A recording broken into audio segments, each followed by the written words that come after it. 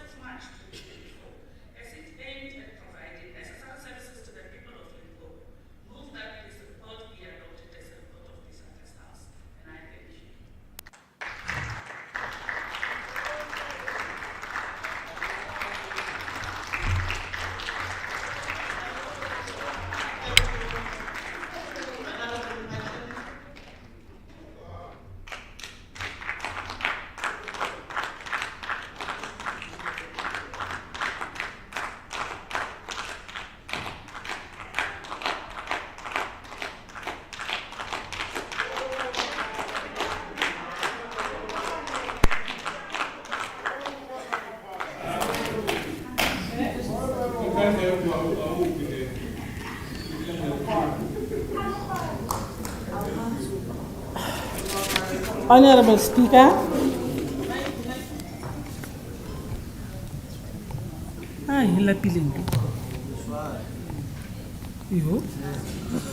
Honorable Speaker, Honorable Premier in absentia, Leader of the Opposition Party, Honorable Maraga in absentia, Member of this August House, and members in the gallery, good morning. The Limpopo Adjustment Appropriate Bill, Bill B01 of 2024. Honorable Speaker, the National Department of Human Settlement relocated funds of Limpopo Coxstar Department to the amount of 250 million. How much from this amount has been allocated for the building of houses for the poor whose dignity continue to be violated? Majority of these houses in province have been abandoned and have been completed by contractors who have been paid millions of monies. So the contractors must squandering as genuine business people with corrupt politics to steal money to build houses for the poor. As you know, consequence management will never apply.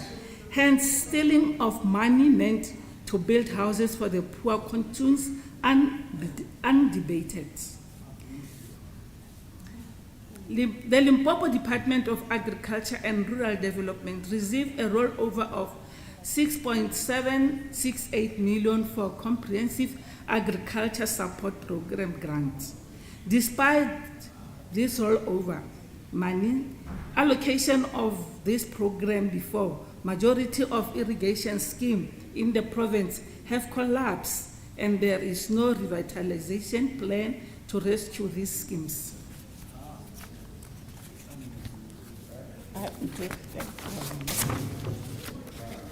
Majority of emerging black farmers continue to suffer lack of support from government. The emerging black farmers are on their own. Of all the emerging black farmers in Limpopo, how many have succeeded through the support of the government? The reality is that many of them close shops due to lack of support from the government. There are no extension officers to support them on daily basis through systematic mentoring program to equip them to become better farmers. Honorable Speaker, the Department of Education and Public Works, Road and Infrastructure on behalf of RAL requested 100 million and 166.7 million, respectively, due to cash flow challenges. We are not told what causes this cash flow challenge in these two departments. Sweeping through under the carpet is not going to help you. We need a transparent and accountable government which can be trusted by the people. The EFF is not shocked that the trust of people on the current ANC government has long vanished. This will be evident in May during the 2024 national and provincial election. It will take a miracle for ANC to gain 50% of the votes. It is for this reason that the majority of ANC members in this House are thinking. They do not know what will happen with the total of 301.24 million. That is additional made to the adjustment budget bill increase. The budget from 8.1.642 billion to 8.1.944 billion for the financial year. Honorable Speaker.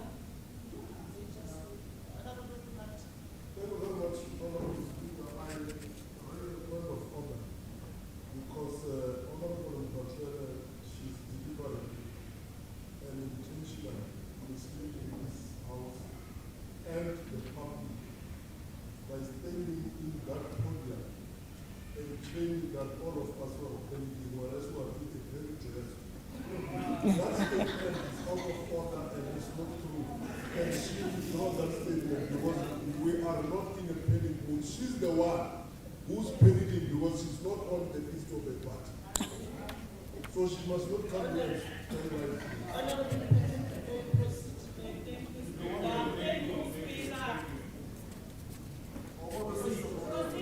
Thank you, Speaker. The EFF is concerned about the misuse of adjustment budget by the department and entities. Hence, departments like Education and Public Works, Roads and Infrastructure experience cash flow. Instead of spending money on priority infrastructure projects, they spend money on things that have nothing to do with the improvement of the lives of our people. Thank you. Satisfied.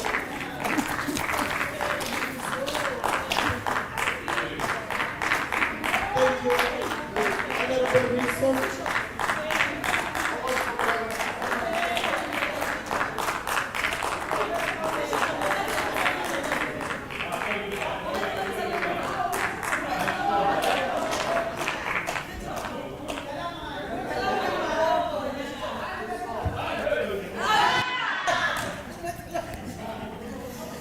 Speaker, I'm going to keep this very short.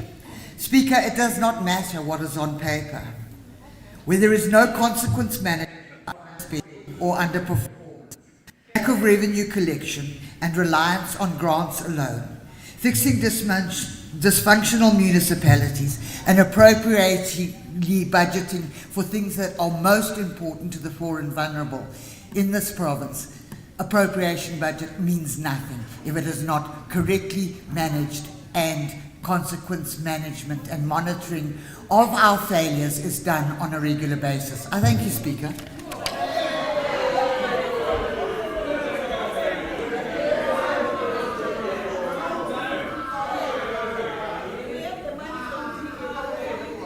Thank you. Honorable members, Honorable Chair, Honorable Pala.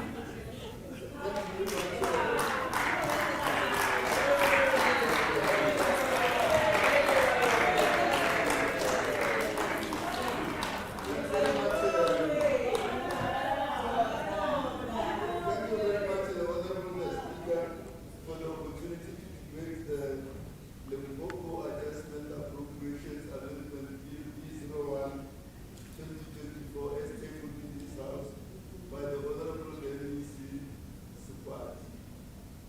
I want to join Honorable Leia who has dedicated her speech to the Google 27 and speakers are speaking, I don't know what they are doing.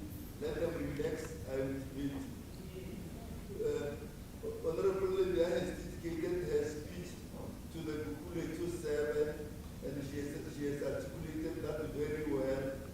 I want to follow in her footsteps by dedicating this debate on the Limpopo Adjustment Appropriations to Comrade Collins Chabani, who was born on the 15th of April 1960 and passed away on the 15th of March 2015.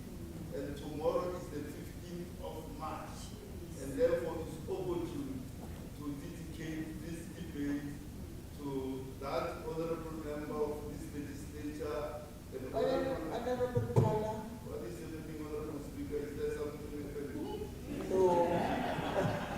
If there's nothing happening, I continue. May you please come forward and Honorable Pala for the camera.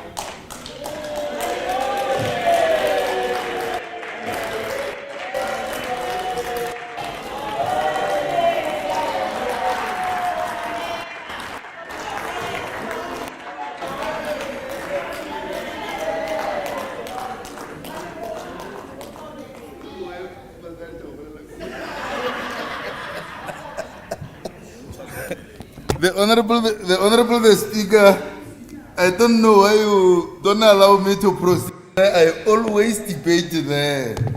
So I don't know what is happening today. That's why I'm asking you what is happening. You will of course tell me at the end of the sitting what is happening. That will happen, yeah. No, thanks very much, the Speaker. Honorable Levia has dedicated her debate to the Gugule 27, and I dedicate this debate on the Limpopo Adjustment Appropriations Bill to Collins Chavani, Honorable Member of this Honorable House, a Member of Executive Council here, Honorable Member of National Parliament, and Honorable Minister in National Cabinet, who was born on the 15th of April 1960 and passed away on the 15th of March 2015. Tomorrow is the 15th of March 2024. I therefore dedicate this debate to him. It's an opportune moment. And Collins Chavani is an outstanding freedom fighter and patriot who rose from the dusty street of Shigundu in Malamulele, came to the University College of the North and joined other activists, J.J. Mage, Peter Mugaba, and Lembeza Makwela. And they, as comrades of the struggle, then went underground, did some work until the ANC instructed them to come to exile, which they left the country through Swaziland and Mozambique and reached Angola. When he arrived in Angola, he was appointed a commissar of Umkhonto Wesizwe because he was very cerebral. You can't appoint someone a commissar who looks like that one there. You appoint a commissar, someone who is very cerebral. Someone who is cerebral, you appoint that person a commissar because we want someone who uses the brain, not something else.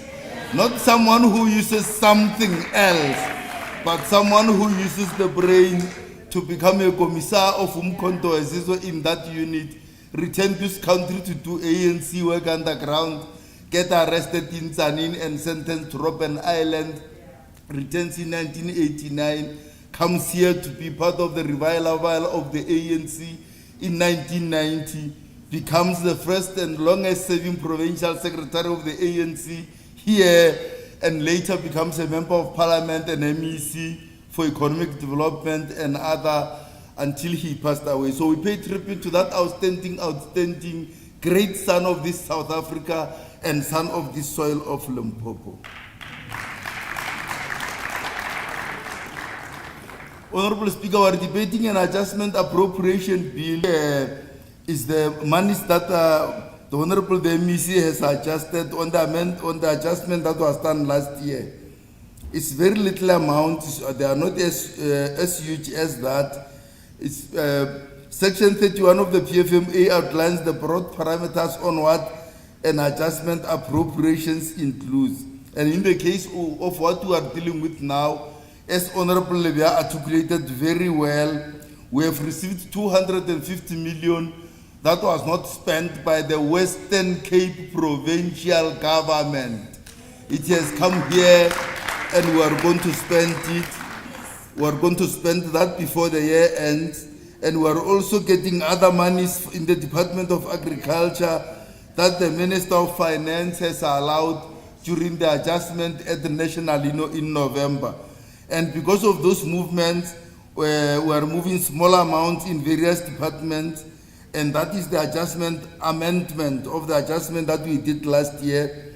The committee has said and agreed on the adjustment. That's the report that we are tabling here, and we hope, Honorable Mrs. Kwati and other MECs, that the monies will be spent before the year ends on the 31st of March so that they don't overflow into another financial year. We were briefed by the department that the departments that are receiving the various monies are ready with programs already and they are implementing. So we are happy about that, and we believe that indeed they will be spent to the service of the people of this province of Limpopo, that we, as the ANC government from 1994, have served them so well with scintillating stars, when we serve the people of this province as the ANC government. And even with this adjustment, to go where we think it will go to serve the people of this province. I take this opportunity therefore, Honorable Speaker, to move that the House adopt the adjusted budget and it go to the other stages as a bill of this Honorable House. I turn to the Speaker. Thanks.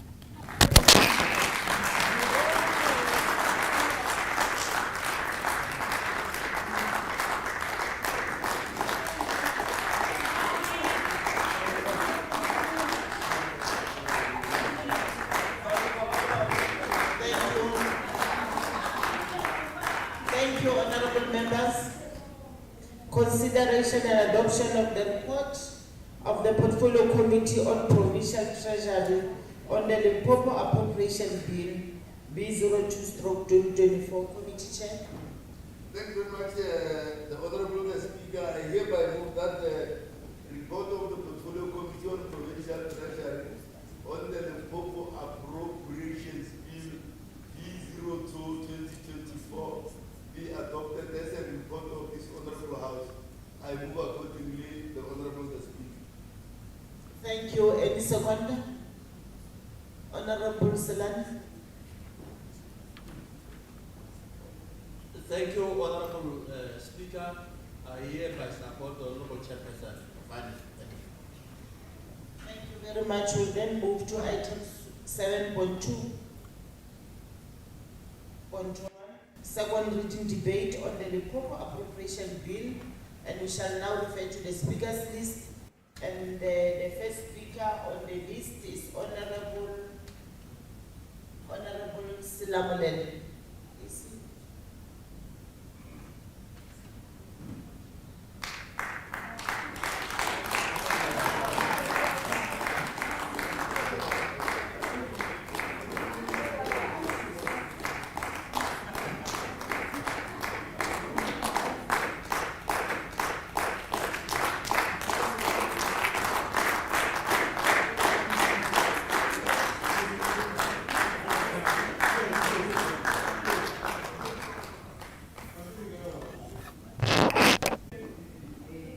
Today I'm educated. For record's sake, Honorable Masugame, if I can also indicate that you are representing Honorable Silamulele.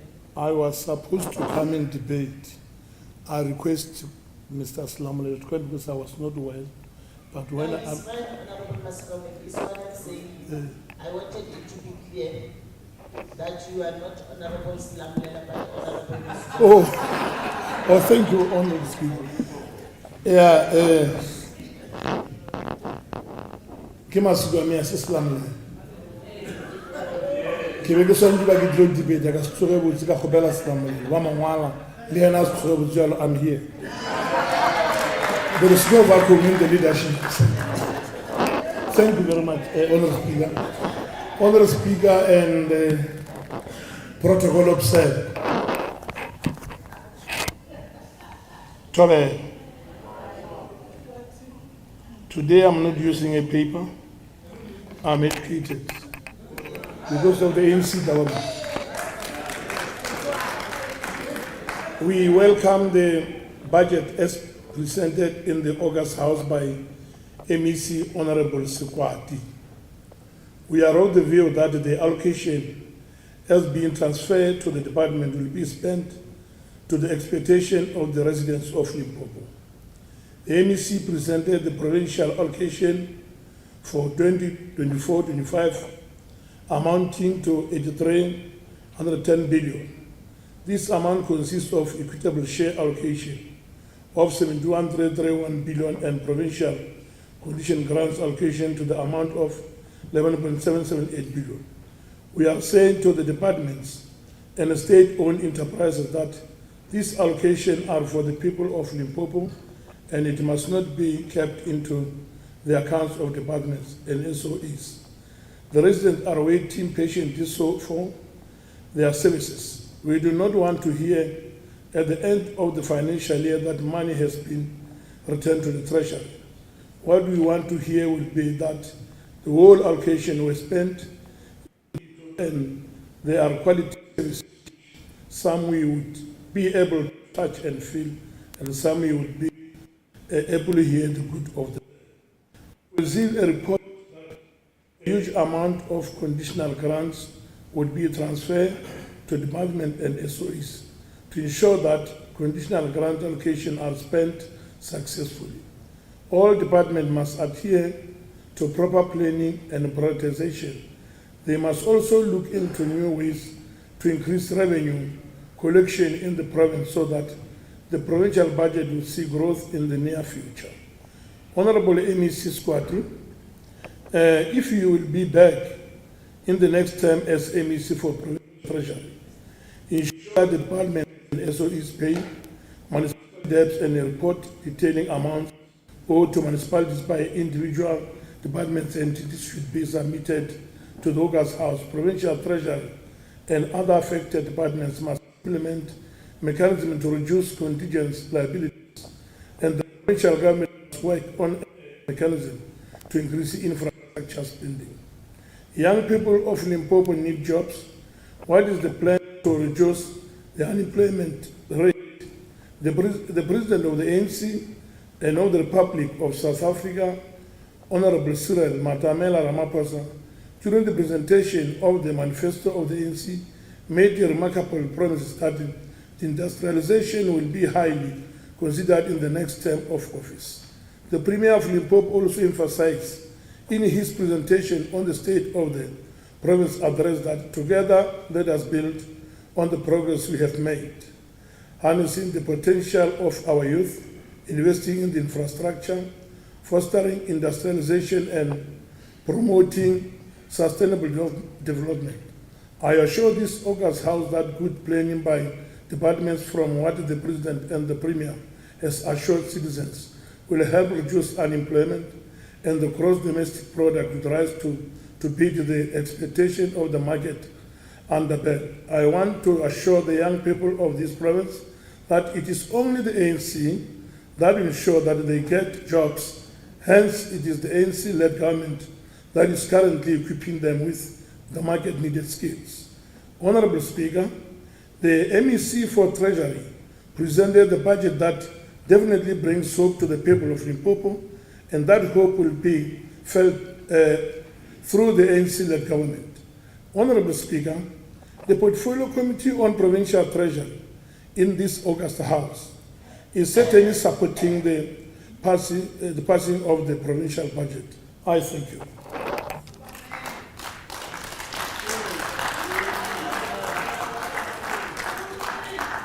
Thank you, Honorable Pasela.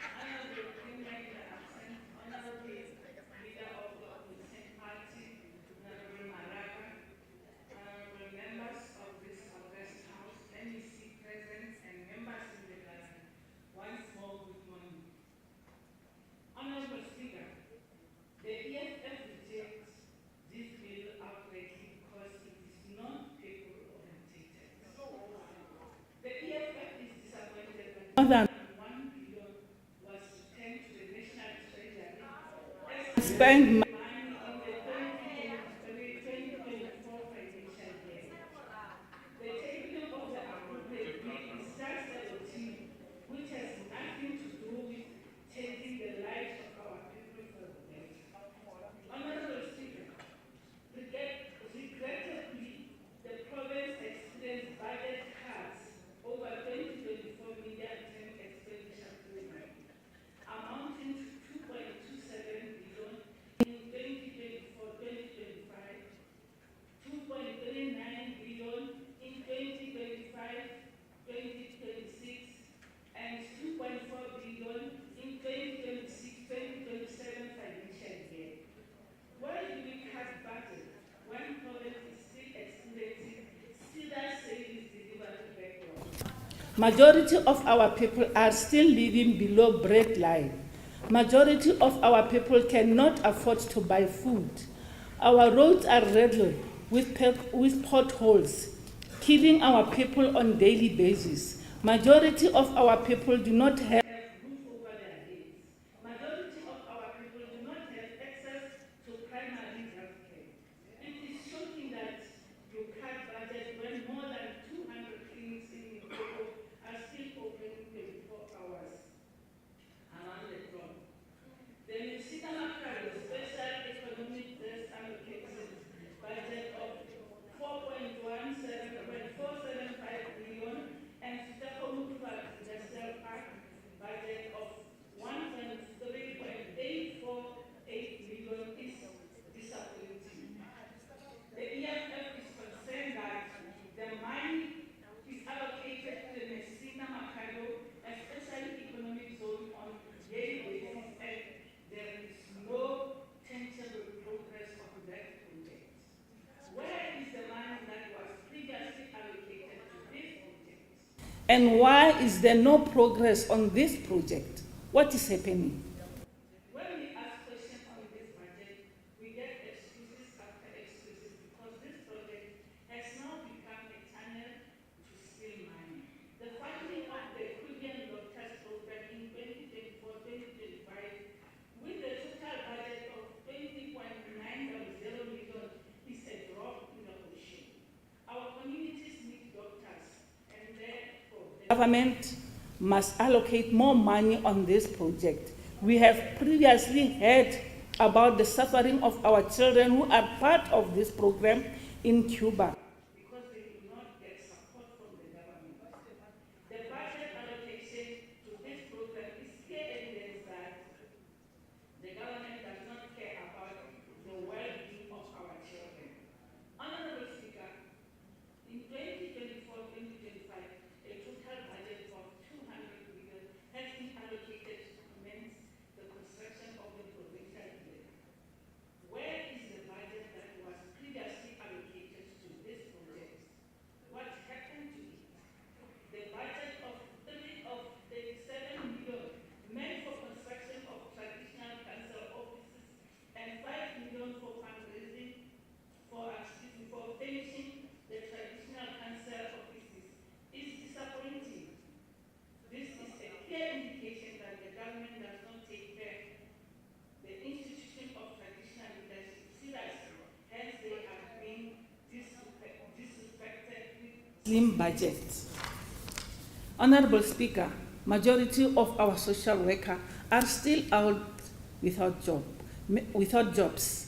Many of them completed their studies through government bursaries, and yet there is no plan to give back the jobs.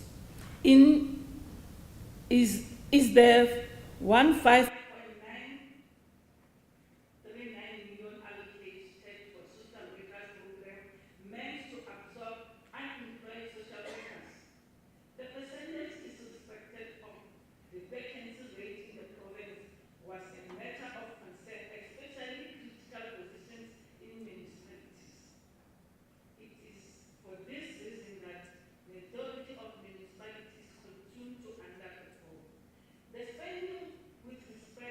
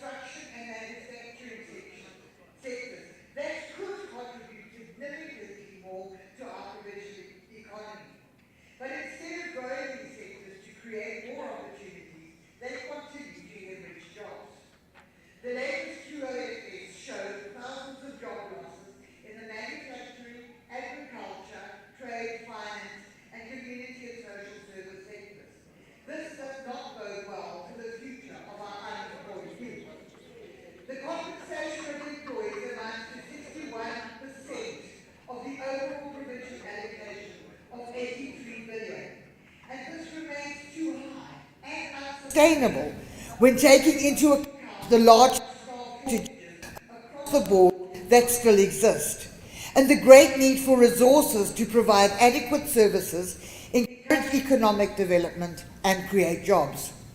The provincial and equitable share and conditional grants are the primary revenue sources for this province, but it is unacceptable that only 2.2% is provincial-owned generated revenue. It does not do enough to support the development needs of the province. Revenue enhancement strategies need to be explored, and efforts to generate more revenue must be intensified. Fiscal dumping is not the answer. Speaker, the Provincial Treasury needs to continue to intensify and ensure consequent management within departments and effective financial controls. Regression in audit outcomes is unacceptable. Compliance with regulations also continue to affect our department. The Department of Education at 1.96 billion accounts for over half of the 3.1 billion in irregular expenditure, and RAL for 1.3 billion. That is massive. The province also has entities that are perennial underachievers and need effective turnaround strategy with the utmost urgency. Entities like GAL, GNT, corridor mining resources are in severe financial distress and cannot collect enough revenue to fund their own operations, let alone contribute to the province's own revenue. The 3D business enterprises, namely LEADER and GAL, should no longer be budgeted for by the provincial government. It is unacceptable that education and health departments continually and significantly underperform while they receive 78% of the province's budget. These departments are characterized by classroom shortages, poor school sanitation, poor healthcare infrastructure, medical staff shortages, and excessively high medical legal claims. With allocations of 1.6 billion for education and 848 million for health from the provincial infrastructure budget, it will take decades to meaningfully address the infrastructure and maintenance backlogs at current funding levels. The budget indicates the Department of Costa will receive 1.7 billion from the provincial infrastructure budget, representing a drop of 17.4% from the last financial year. It will negatively impact the department's programs. We have already seen three municipalities recorded as dysfunctional. The poor performance of our municipalities, both in terms of their financial health as well as the rendering of services to the communities, continues to go unabated. The weak oversight played by Costa has exacerbated the situation, resulting in poor performance in infrastructure development.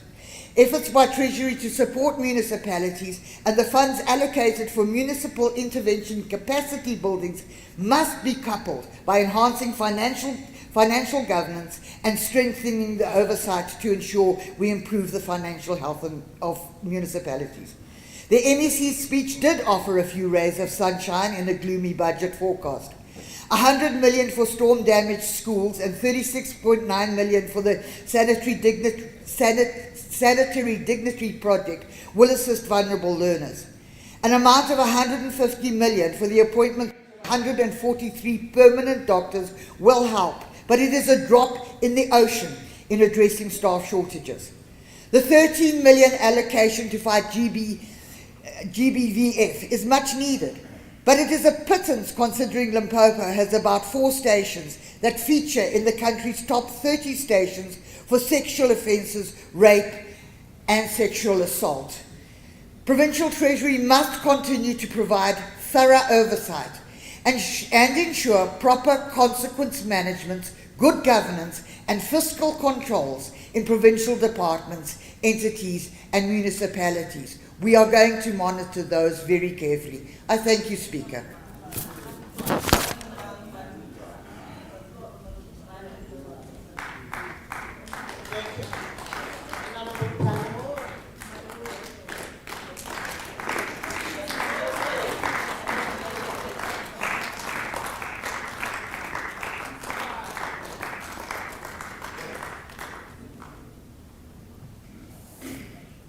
Thanks very much, the Honorable the Speaker, for opportunity to debate the Limpopo Appropriations Bill B02-2024 as tabled by the Honorable the MEC for Finance, Honorable Sapara Sukwati in this House. Let me join Honorable Lebia and Honorable Masukwameng and I dedicate this debate on the Limpopo Appropriations Bill to an outstanding daughter of this soil, of this province, Saint Manchima Semola. Saint Manchima Semola is a saint of the Anglican Church, the Church of England, who comes from this province at Ramarishana, was born there in 1913 and died in 1929.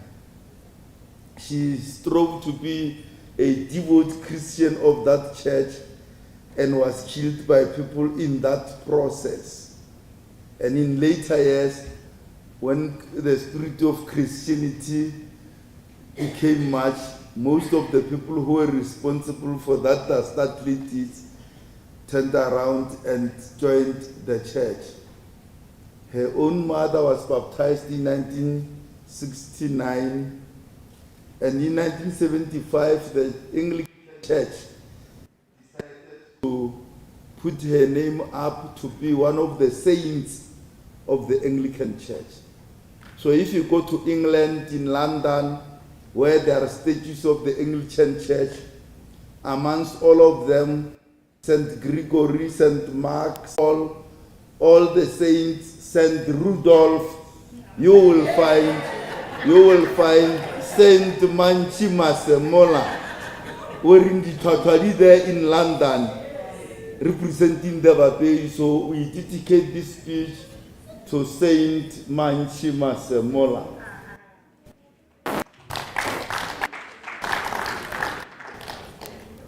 The Honorable MEC the budget speech here.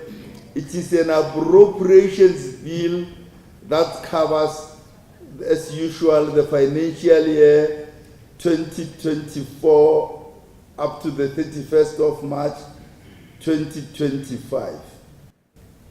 And it's billions of rands that will go to all departments and entities in the province to serve the people of this province. And this is the work that, because now it's 30 years and we are at the end of this term of 5 years from 2019 to 2024, it's 30 years. It's at the time where we are able to say, as the ANC in its name and on its behalf, we have some direct opposite of what is, and elected Ngwakora Matodi as the first premier and George Mashamba as the first speaker and a speaker for 1 day only in 1994. Most of Leboa, Kazankulu, Venda, parts of Kantebele, and the Transvaal Provincial Administration. That is why the first reason was we decide as the Limpopo not the Limpopo government, the Northern Transvaal government. It was not Limpopo at that time, it became Limpopo in 1996. We decided as the Northern Transvaal government to name Petersburg, not Polokwane even, as the 8% in 19 very, very well as this, the African National Congress, in the 30 years, even in building national unity, where the people of this, as Shangans, Ventas, Pedis, and Teveles, and so on, they see themselves as South Africans and Limpopians. Honorable Mutaka will tell you, we took a track here in May 1994 because Prime Minister, Chief Minister Nzanwisi had better furniture. We sent a truck to Kiani to go and collect furniture. Someone mobilized the people of Kiani to block the gate. But they take a furniture.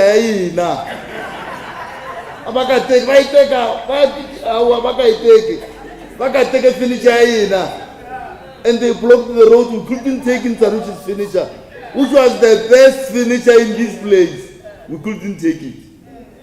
So we have built a united province where the people of this province see themselves as Limpopians, as South Africans, and that is the distance we have traveled. We have built hundreds of clinics in this province. We have built hundreds of new classrooms. In 1994, communities were issuing 20 rand per household to build school classrooms. We have built hundreds of thousands of roads. We have rolled out hundreds, thousands of kilometers of tarred roads. We have built dams. We have done a lot of work since 1994. So in this budget, Honorable Squad, we hope that it will contribute in this year, starting the 1st of April 2024 to the 31st of March 2025, it will contribute to the excellent work that we have done for the people of this province. And we hope everyone will concentrate on ensuring that, firstly, the budget is spent for the purpose for which it is intended, that's point one, and that none of this budget that we are taking to the second level debate today as a portfolio committee, none of it, not a single cent, will be spent on unauthorized expenditure, irregular expenditure, or fruitless and wasteful expenditure. We hope that the mechanisms that we have put up to enhance conditional grant spending will contribute to that we spend all the conditional grants, which are grants that come from national conditions, all of them will be spent. And that the provincial government will continue to enhance revenue mechanisms and strategies so that we get as much revenue as possible ourselves. And that those officials with long fingers and long hands that are found to be involved in any irregularities of any kind, strong action will be taken against them to make example to others who have similar ideas. And that, as one of the points we put there in the ATC, that no, this money must not result in underspending, Honorable Squad. We wasn't here that the department got money and there are millions that are not being spent, because this money is dedicated to the service delivery of the people of this province. So that's the long and short of what we said must happen in relation to this budget. Many of the points were articulated by Honorable Masiko Ameng in opening this debate, and they appear on the ATC. And those are the recommendations to this House that the House has already adopted as resolutions that we will carry out in the implementation of this budget. So, Honorable Speaker, with those few words, I take this opportunity to thank you for allowing me to debate the Limpopo Appropriation Bill B02/2024 as tabled in the House by the Honorable. Thank you very much.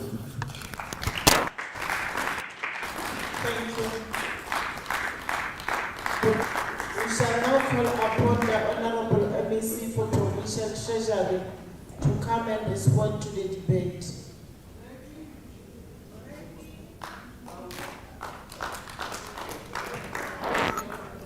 Thank you, Madam Speaker, Deputy Speaker,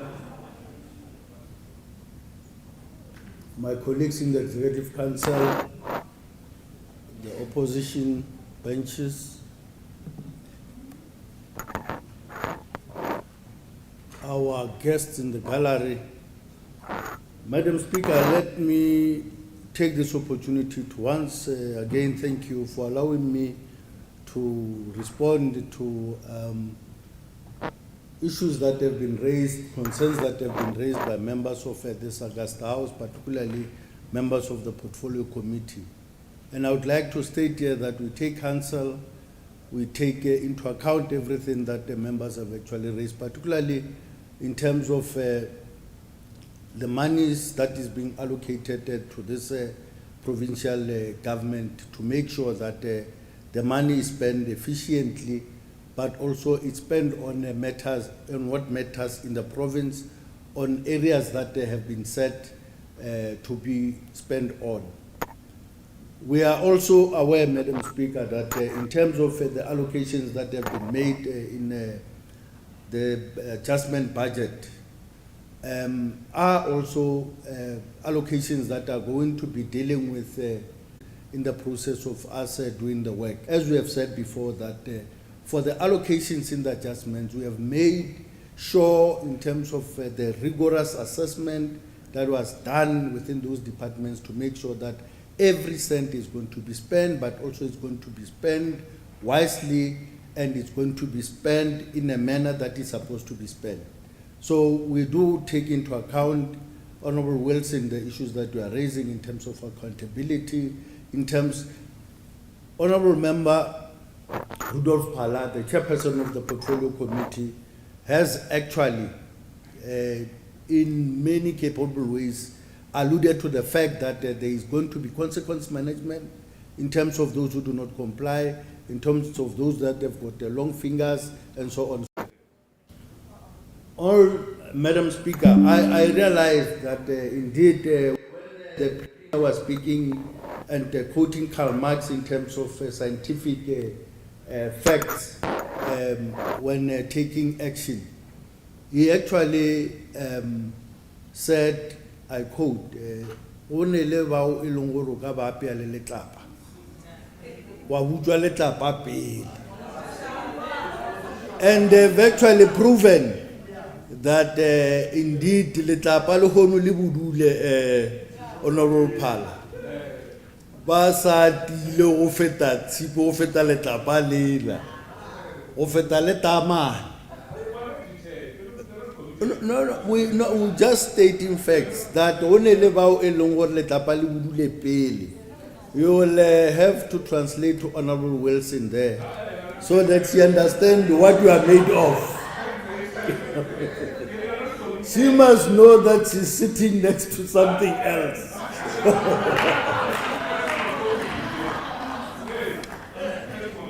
Madam Speaker, we take this opportunity as well to really come to this House, as Honorable Phala has alluded to the fact that we have traversed a long, hard journey, riddled with complexities. There was a time when this House would sit and talk about, paying back money that was bought from allocations of this House, a jacket, a leather jacket. It was not because somebody just bought it. It was because of misunderstanding, because people did not understand how budgets are functioning and so on. So we have traversed that hard, long journey. And today, we are happy to say that Limpopo is in better financial state. Yes, it is. Limpopo is in a better path to development. The allocations that we are making are allocations that are dealing with areas that matters most to the people of this province in terms of infrastructure, in terms of education and health. But we agree, Madam Speaker, that not everything has been achieved that we have set for ourselves for. Not because we do not want to do that, but because of insufficient allocations that we have got, as the economy is not going at the pace that we'd like to see it growing, as we do not have enough own revenue that we are able to generate as a province, as we're not getting enough conditional grants and so on. We are taking it bit by bit. But we are sure that the path that we have taken is the path that will lead this province towards better trajectory in terms of development. But also, yes, it is a path that will develop this province. And I think none of us must actually grandstand, because the responsibility to build this province is in our hands. not only the African National Congress, the opposition and everybody else who is keen but also is interested in seeing development in the province. Those who grandstand are those who do not understand what we are trying to achieve in rebuilding this country, in transforming this country from what it was to a better country. We want to build prosperity for the children of this province so they can be proud to be citizens of this province. I rest my case, Madam Speaker, with those who are hard to actually get to be better people. Let me take this opportunity to thank the Portfolio Committee Chairperson for his capable leadership, members of the Portfolio Committee, and this House for their support as we end the 6th administration. I thank you very much.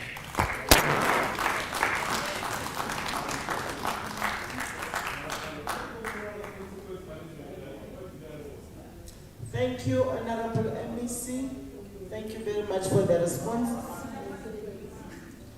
Let's proceed to item 7.3, second reading, presentation of budget votes and schedule of the Limpopo Appropriation Bill B02-2024.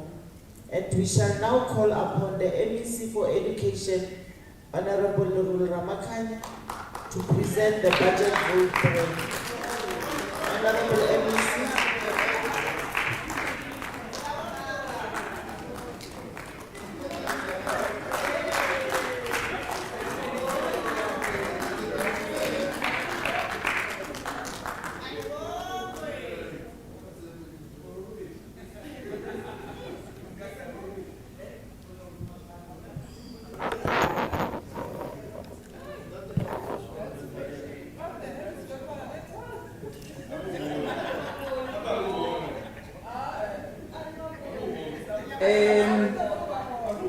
The head was tailor-made that the benches that are supposed to understand what the MEC will be saying and the gallery will be able to see the face of the MEC.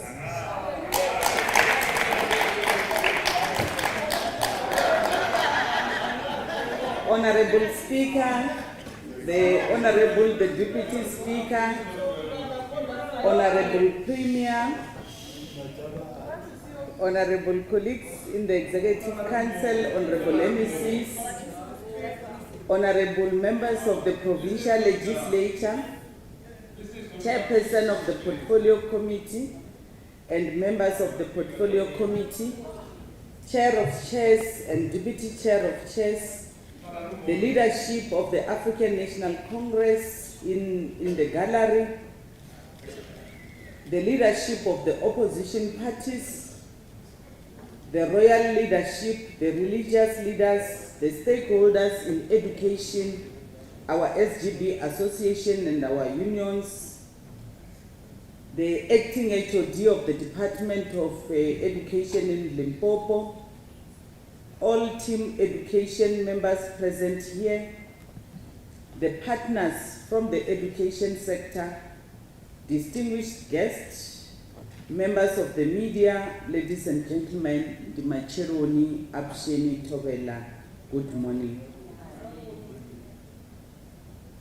Honorable Speaker, allow me to say that, to start by indicating that today, as the Department of Education, the MEC has been dressed by one of the schools of our intellectually challenged learners, Grace and Hope, that is in Sishihu. I want to take this opportunity to appreciate them.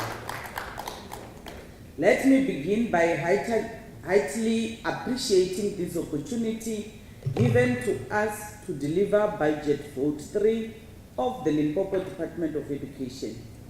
It is biblically written in the book of Genesis 1, verse 3 and 4, where God the Almighty said, "Let there be light," and there was light.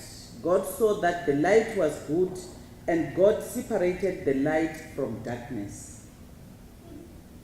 Honorable Speaker, it is also important that I give a glimpse of the remarkable 30 years of excellent service delivery since the dawn of democracy. We are from a dark era where accountability was non-existent and the black majority had no voice. We finally have light. The light that led us to deliver quality basic education for the past 3 decades without fail. Hence, I'm standing before you this morning beaming with fulfillment as I give an account of the successes we have recorded in the past financial year. Limpopo is today counted amongst the best because the light is shining on us. It is the light of democracy that led us to prioritize school infrastructure to ensure that our children have proper and dignified shelter over their heads. We are today boosting over 1 million children in the classroom compared to the low numbers we counted in the past. Absenteeism is a thing of the past in our quintile 1 to 3 schools because every child has access to nutrition meals. Breakfast in the morning for primary learners, something that they hardly had in the past. The light continues to shine for a learner from Gogogo in the rural parts of Venda and Matlati in the eastern side of Mopani. They have gadgets and are exposed to the 4th Industrial Revolution and e-learning. The promise of equal education for all was not a talk shop, but a vision realized. There is indeed light. The darkness that separated the rural and urban learners is no more.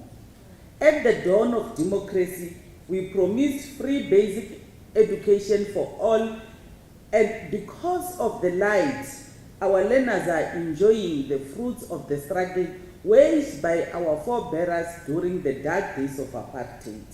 Whoever imagined that a rural community of Hulwane in Mulej in Capricorn North could one day boost the state-of-the-art school? The Vadimong community has one of the best facilities. Mpetsaibe Secondary School recently completed by this caring government, a testimony that where there is light, there is life. All interventions have seen a rise in the number of rural learners who obtained bachelor passes in matric last year. In his last State of the Nation address for the 6th administration, His Excellency President Matamela Cyril Ramaphosa presented to us in Zwano a young girl who was born and raised by the democratic government. I must indicate that as the Department of Education in the province, we were the first to receive Zwano. As she walked into the classroom, barefooted but hungry for success, we embraced and nurtured her in her 12-year journey, filled with challenges and a lot of fun. We never gave up on her. And 30 years into democracy, we are narrating a success story of a young black child. Honorable Speaker, let me take this opportunity to reflect on what we have achieved and the challenges we faced in the 2023-2024 academic journey to adopt steps that will enable us to improve and deliver our mandate. Let me first start by acknowledging success and achievements we made since the last budget vote speech. In our program of Reading with Understanding, Honorable Speaker, in order to make reading enjoyable, we have created reading corners in all our primary schools in the province. The reading corners are used as enrichment centers for learners who struggle to read with understanding. We also provided 45,431 readers in English, Sepedi, isiZulu, isiNdebele to primary schools. We have introduced digitization and e-books to enhance reading capabilities to learners with reading problems. These are the reading assistive technologies. Honorable Speaker, I have also launched reading clubs in collaboration with the MEC of Department of Sports, Arts and Culture and other strategic partners like AFBOC, UNICEF, NECT, and Room to Read, and many more others in several districts in compliance with the President's call to mobilize every citizen to read for pleasure. Honorable MEC Nakedi will remember how our learners from Siandane Primary School were beaming with pride as they read some of the books delivered at the launch. I also took the same initiative to Njerere as a way of empowering and equipping our children with reading material. We will continue reviewing the impact made by these reading clubs quarterly to check their effectiveness. The language enrichment activities have proven to improve learners' cognitive and literacy level. We are proud, honorable members and distinguished guests, to announce that a learner from Capricorn North District, Bochum East Circuit, Denron Primary School, by the name of Lisedi Siamane, was crowned 2023 Africa Spelling Bee Champion. The 13-year-old outsmarted her peers in a continental competition held in Uganda in December 2023. 2023 NSC performance. Honorable Speaker, the release of the 2023 National Senior Certificate results provided context in which the class of 2021 wrote the National Senior Certificate examination. Over the years, the class of 2023, our education system has demonstrated resilience and determination in the face of numerous challenges. Through concerted efforts and strategic interventions, we have witnessed a significant surge in the academic achievement of our learners. Honorable Speaker, among others, the strategies that we employed in 2023 academic year is the rapid response intervention. The intervention assisted us to strengthen and internalize the intervention to all the circuits in the 10 districts. This intervention was implemented in term 2 and 3, coupled with the grade 12 enrichment classes in all our education districts. E-learning. Honorable Speaker, we are continuing with our strategy for e-learning. We have procured 35,000 tablets for our grade 1 and 8 for the 2024 cohort of learners. For the 2024 budget, we intend to procure tablets for the FET band, especially for grade 10 and 11, so that it becomes easier for them to acquaint themselves with the gadgets before reaching grade 12. We have witnessed that e-learning is the way to go in grade 12 because one of our districts, Mupani West, managed to distribute tablets to all the grade 12 learners, and it has improved performance. This year, we requested 300 million for the e-learning strategy towards procurement of the tablet, but so far we have received 100 million. We hope more funds will be made available for this very important intervention so that we can reach out to more targeted 351 schools. In inclusive education, honorable members and distinguished guests, we will continue to support our learners living with disabilities to perform well by providing resources that assist them with their day-to-day learning. The light of technology is everywhere.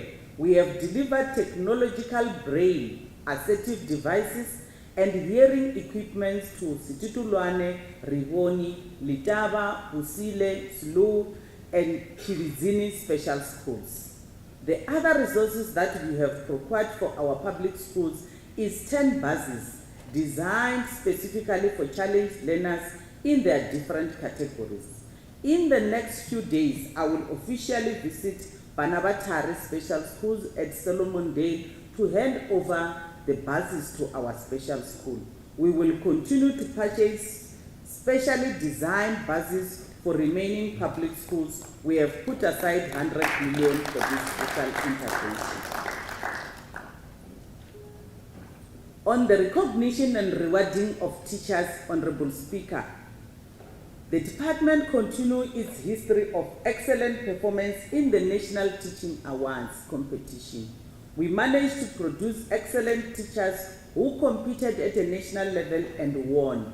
I'm extremely proud to announce to these August house that 5 of our educators won in various categories.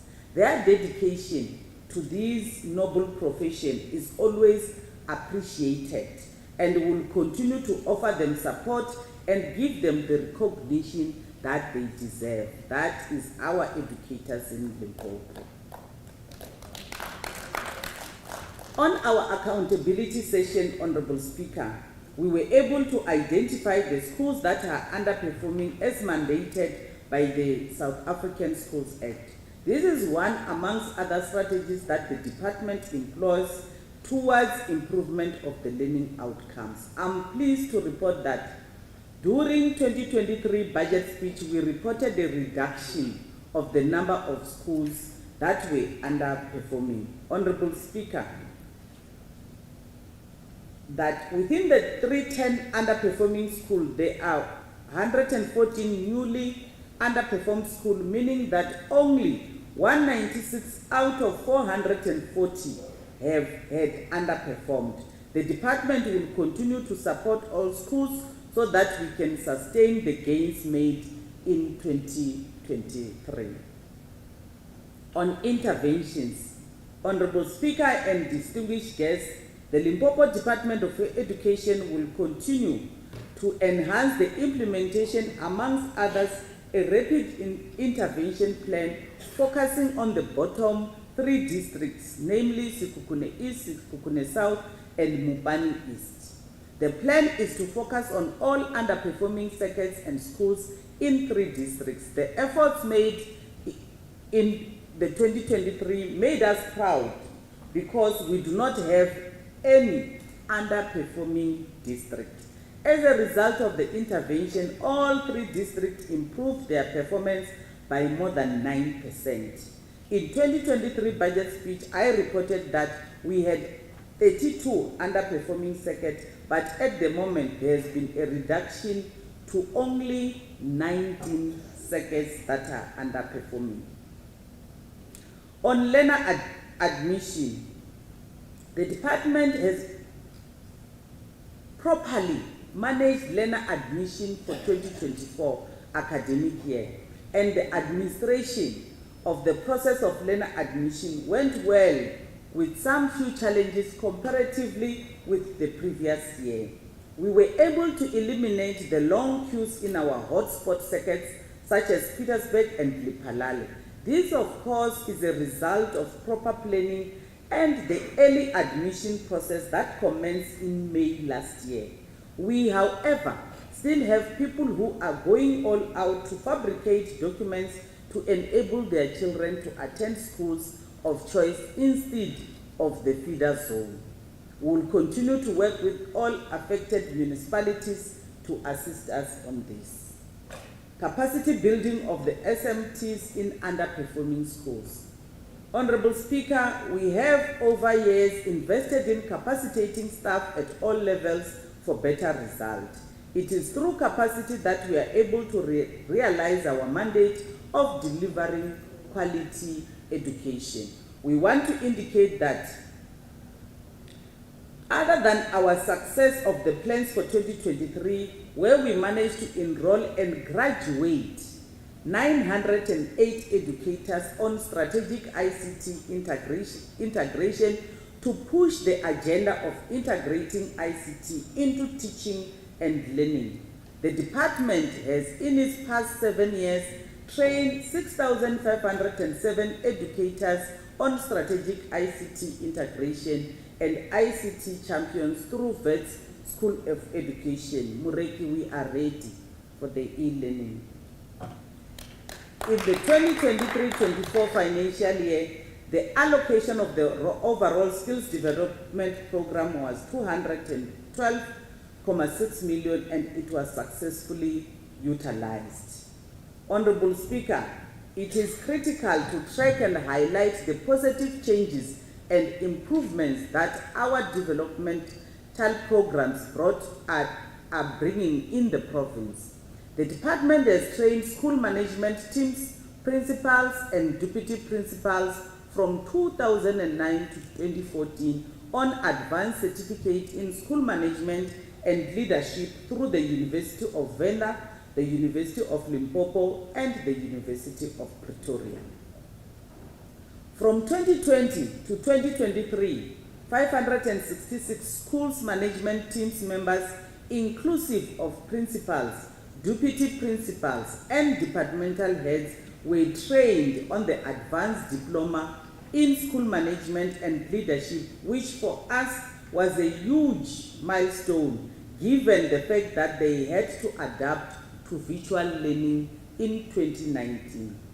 The department is ensuring that the posts of the departmental heads in schools are filled because the function performed by the post is critical for curriculum delivery and coordination. The department, in collaboration with teacher unions, identified a need to empower the appointees to effectively deliver the required services. From 2016 to 2023, we trained 1.288 newly appointed departmental heads on a postgraduate diploma in public management, specializing in mentoring and coaching, which saw most of them gaining confidence in their work and gain such that some are promoted through the ranks to become principal circuit managers and district managers. In the past 27 years, we have funded 4,106 matriculants, out of whom 4,031 pursued Bachelor of Education degree, focusing on mainly foundation phase, technology, mathematics and physical science, as well as economic sciences subject as their measures. Between 2009 and 2014, the department took an unprecedented decision to enroll 290 educators serving foundation phase on a full-time basis, fully funded a Bachelor of Education degree in foundation phase with the University of KwaZulu-Natal. So, Honorable Speaker, we continue to strengthen and empower our educators on different programs. Other than the targeted programs, we have, through limited skills development funding, managed to provide bursaries to all employees who only had a matric certificate at the time of their employment, as well as taken general workers through ABET training until they managed to enroll for N6 courses at our TVET colleges, some of whom got promotion from cleaners to administrators. Furthermore, the 300 newly appointed principals and school management teams enrolled on a 2-year school management and leadership program offered by the University of Pretoria. And Honorable Speaker, allow me to say there are different programs that we are doing with the different universities, where we are also saying with the West University, we are receiving additional tuition on mathematics and physical science from grade 10 to grade 12, which boosted the performance of the pass rate and increase in bachelor passes, while exposing learners to careers that were commonly dominated by males. This has surely placed Limpopo on the map. It must also be indicated that more than 35,000 employees have benefited on various skills development programs since 2001 to date. Honorable members, it is critical and important to report that from 2011 to 2023, the Department of Education has also participated in the government agenda of opening the workplace for unemployed graduates by making funds available for 3,128 internship positions. Looking forward in the 2024-2025 financial year, we have set aside 23 million to continue servicing the current cohort of 332 interns while beginning the process of recruiting a new cohort for the 2025-26 and 27 financial years. 13.17 million for training of administrative support staff at all levels. We have put aside 42.9 million appropriated for the training of the different categories of educators. 21.4 million has been set aside for the initial teacher education, including investing in the early childhood development sector and our ECD practitioners. Honorable Speaker, on our educators' cost basket, the department has, despite the challenging and unfavorable economic conditions, retained the educators' cost basket of 51,752 posts for the past 8 academic years. The department continues to sustain the same post basket in the 2024 academic year. This serves to ensure that the quality learning and teaching is not negatively affected by the current economic environment. The department is thankful that Treasury departments remain supportive to the sector despite the austerity controls put in place in the public service. It should, however, be noted that the pressure related to educator provisioning remains. The increase in learner enrollment over the years is putting pressure on educators. The department is contending with the rise of the learners educator ratio, which in turn increased the average class size in all categories of our school system. Class size is among the important variables of quality learning and teaching. Honorable Speaker, the drive to recruit and replenish the system with new entrants to the profession continues. The recruitment of educators who are 30 years and below remains our priority.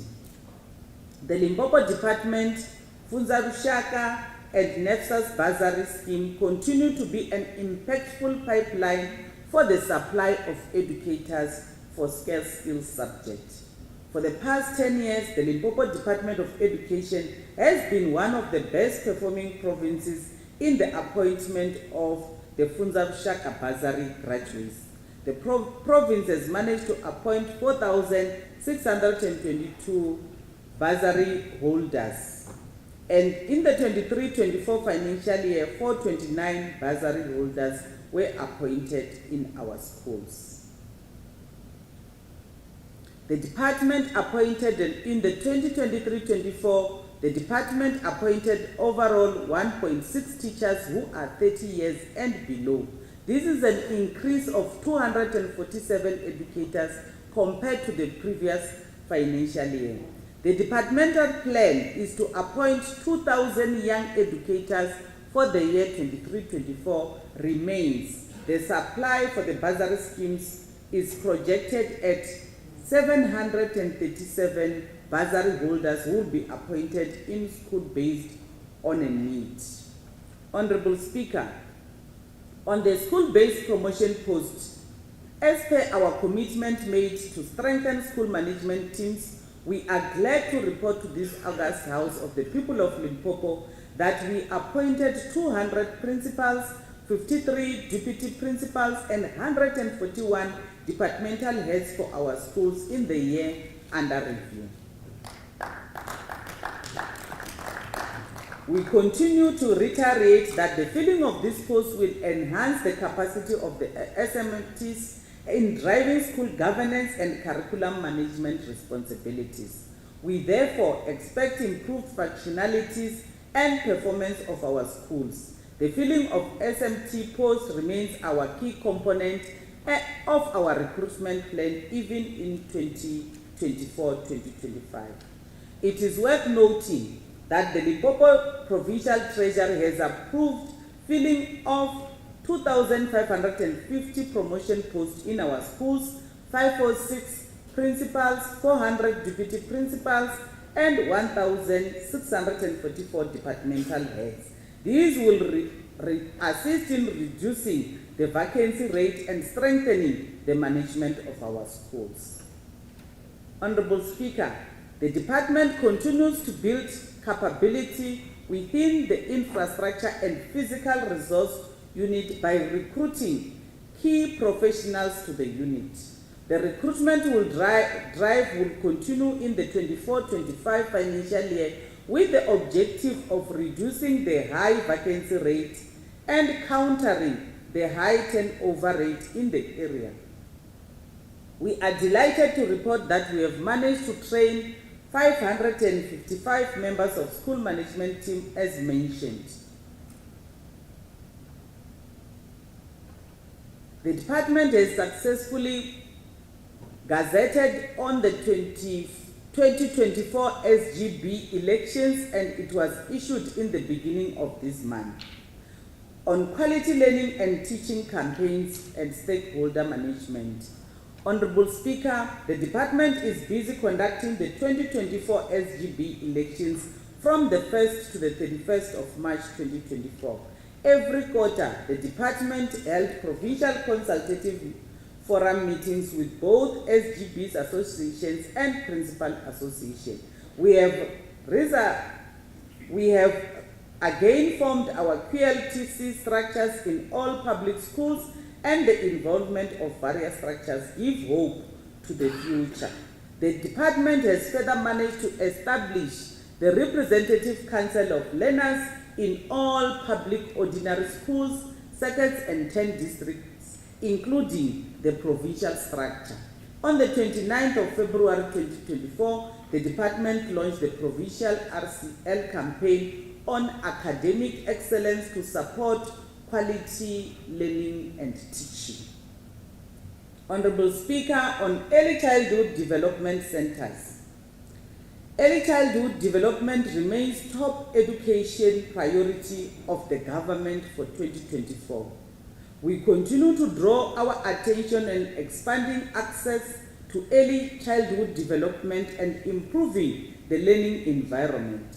A total of 129,784 children, our happy feet, were enrolled for early childhood development education during 2023 academic year.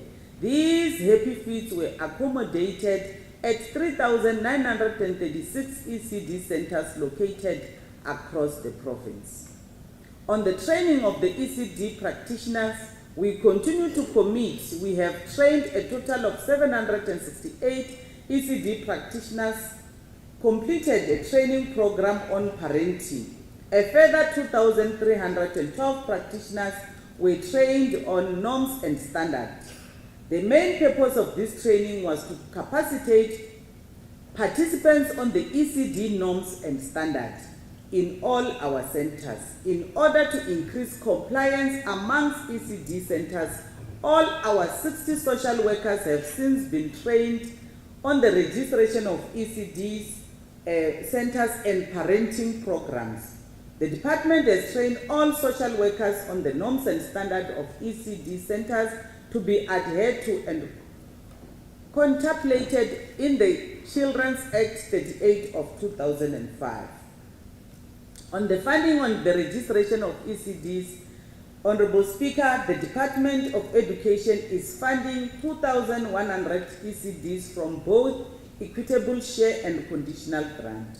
A call for funding for the new ECD centers to be funded for the financial year 24-25-26 was advertised, and the department is currently at the final stage to confirm ECD centers that will qualify for the next 3 years. Honorable Speaker, the function shift from social development to education is one of the best highlights of the 6th administration. Our children, our happy feet, are no longer going to school just to eat and sleep. They are now in a proper curriculum system. The norms and standards for our school funding. Honorable Speaker, I'm here this morning to report back that the 23-24 financial year, the norms and standard allocation to public schools and subsidies to independent schools were transferred to schools within the time frame of the financial year. For 2024-25 financial year, the department has allocated an amount of 2.7 billion as part of the norms and standard for school funding for public ordinary school, 108 million for special schools, and 167 million for independent schools. On rationalization of small and non-viable schools, in the year 2023-24, the department has managed to rationalize a total of 62 schools according to our plan. We have also noted that rationalization is met with resistance in most parts of the province, but I want to assure you that the decision is meant to benefit the learners. We urge parents to be considerate of the future of their own children. On our HIV and Skills Life program, the department has managed to provide care and support in 1,000 high-burden schools in the province, with the estimated number of 1,850 learners. The allocated budget in 23-24 was 27.3 million, and we have managed to cover all intended programs. Honorable members, since the beginning of the year under review, 12 radio talk show is in 3 languages, Sepedi, Xitsonga, and Tshivenda, using the Limpopo combo, were conducted, wherein 36 learners, 16 SGBs, and 16 educators took part on these programs. Honorable Speaker, we put focus into the challenges faced by our learners and adolescents to create a platform for peers to speak on pressing issues that directly affects them. We are further supported by the IHPS in Skukune East Fitakomu, where 30 primary schools and 30 secondary schools are covered.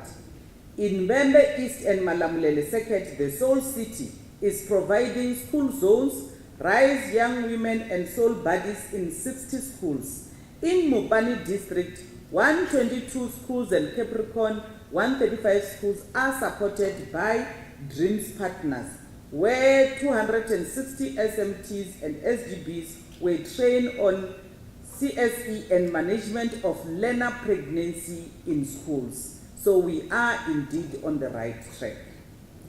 Honorable Speaker, on our National School Nutrition Program, the department is continuing with the school nutrition program for learners from quintile 1 to 3 schools in the province. Since the implementation of the NSNP program, learner attendance and punctuality has been recorded. Part of the objective is to encourage schools to advance sustainable food production. This is done through the collaboration with the Department of Agriculture. Schools that participate in these programs are encouraged to enter Best School Awards competition, which is hosted from district to national level. In the previous budget speech, we have presented in this August House of the achievement made by Majaji Primary School in Mopani East. In our previous year budget speech, we have reported that the number of learners from our school changed every year because of their movement and new entrants. In grade R and exit in grade 12. In the previous academic year, 3,552 primary and secondary schools, 35 special schools benefited from school nutrition program. We have appointed 10,664 voluntary food handlers whose responsibility was to cook nutritious meals for our learners.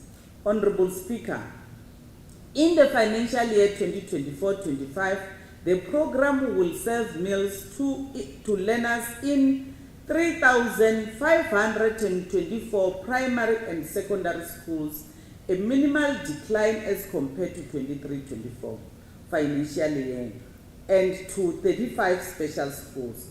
10,664 volunteers for food handlers will be appointed. Over the years of rolling out of school feeding in the province, significant strides have been seen. On scholar transport, Honorable Speaker, amidst various challenges in the rollout of learner transport, the province is making strides in this regard to ensure that a number of learners are transported to schools. This program is assisting in minimizing absenteeism and late coming. The budget allocation of just over 361.6 million for 2024-25 has been set aside for the provision of learner transport to qualifying learners to access their learning centers with ease. Due to the number of learner transport accidents, the relationship we have with the Department of Transport and Community Safety will be reinforced in this financial year. It is worth mentioning that the relationship is vital and accordingly paying dividends, as those who are determined to compromise the safety of our learners are exposed and will be dealt with decisively. On infrastructure provisioning, I must indicate, honorable members, that infrastructure is very key to our mandate. We have seen a huge progress in some of the schools that were provided with infrastructure compared to the results produced in the previous year. The year under review, we declared a year of school infrastructure, and I'm delighted to announce to the House that we have made remarkable progress. It is not yet Uhuru, but the light is visible at the end of the tunnel. Honorable members, the education infrastructure grant budget allocated for infrastructure development in this financial year is 1.4 billion. The department has received an additional allocation of 100 million to attend to storm damaged school. The total infrastructure development budget amounts to 1.533 billion. The infrastructure budget will be utilized towards new and replacement of aging infrastructure, upgrading of existing infrastructure, refurbishment, rehabilitation, and renovation of existing infrastructure, including storm damaged schools, as well as maintenance and repairs of existing infrastructure. The department has received an additional 89 million as part of the performance-based incentive system. The department has identified 13 schools to benefit from the allocation. The allocation will be used to provide the much-needed infrastructure upgrades at schools. In 2023-24 financial year, the Department of Education was able to complete major upgrading and additions to the following schools: Munala, April Mahaha, Emar Mamaila, Pakeng, Tamiseken and Rodan Combined School, Manong, Mabisi and Matokane Secondary Schools.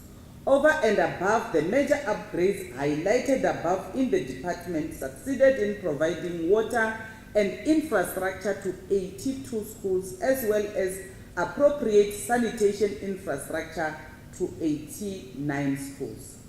The construction of the Riboni Special School for the Blind is proceeding and in due course to be completed as contracted. The contractor of Asipumelele Special School has been appointed and construction has commenced. The completion of the special projects will provide much needed infrastructure improvement in the special needs education space. In order to further improve teaching and learning conditions, the department is currently undertaking major upgrades and addition to 57 schools across all the 10 districts in the province. Contractors have been appointed and construction is in progress. This investment, Mureki, will ensure major improvement of the teaching and learning environment, particularly for schools in the rural areas.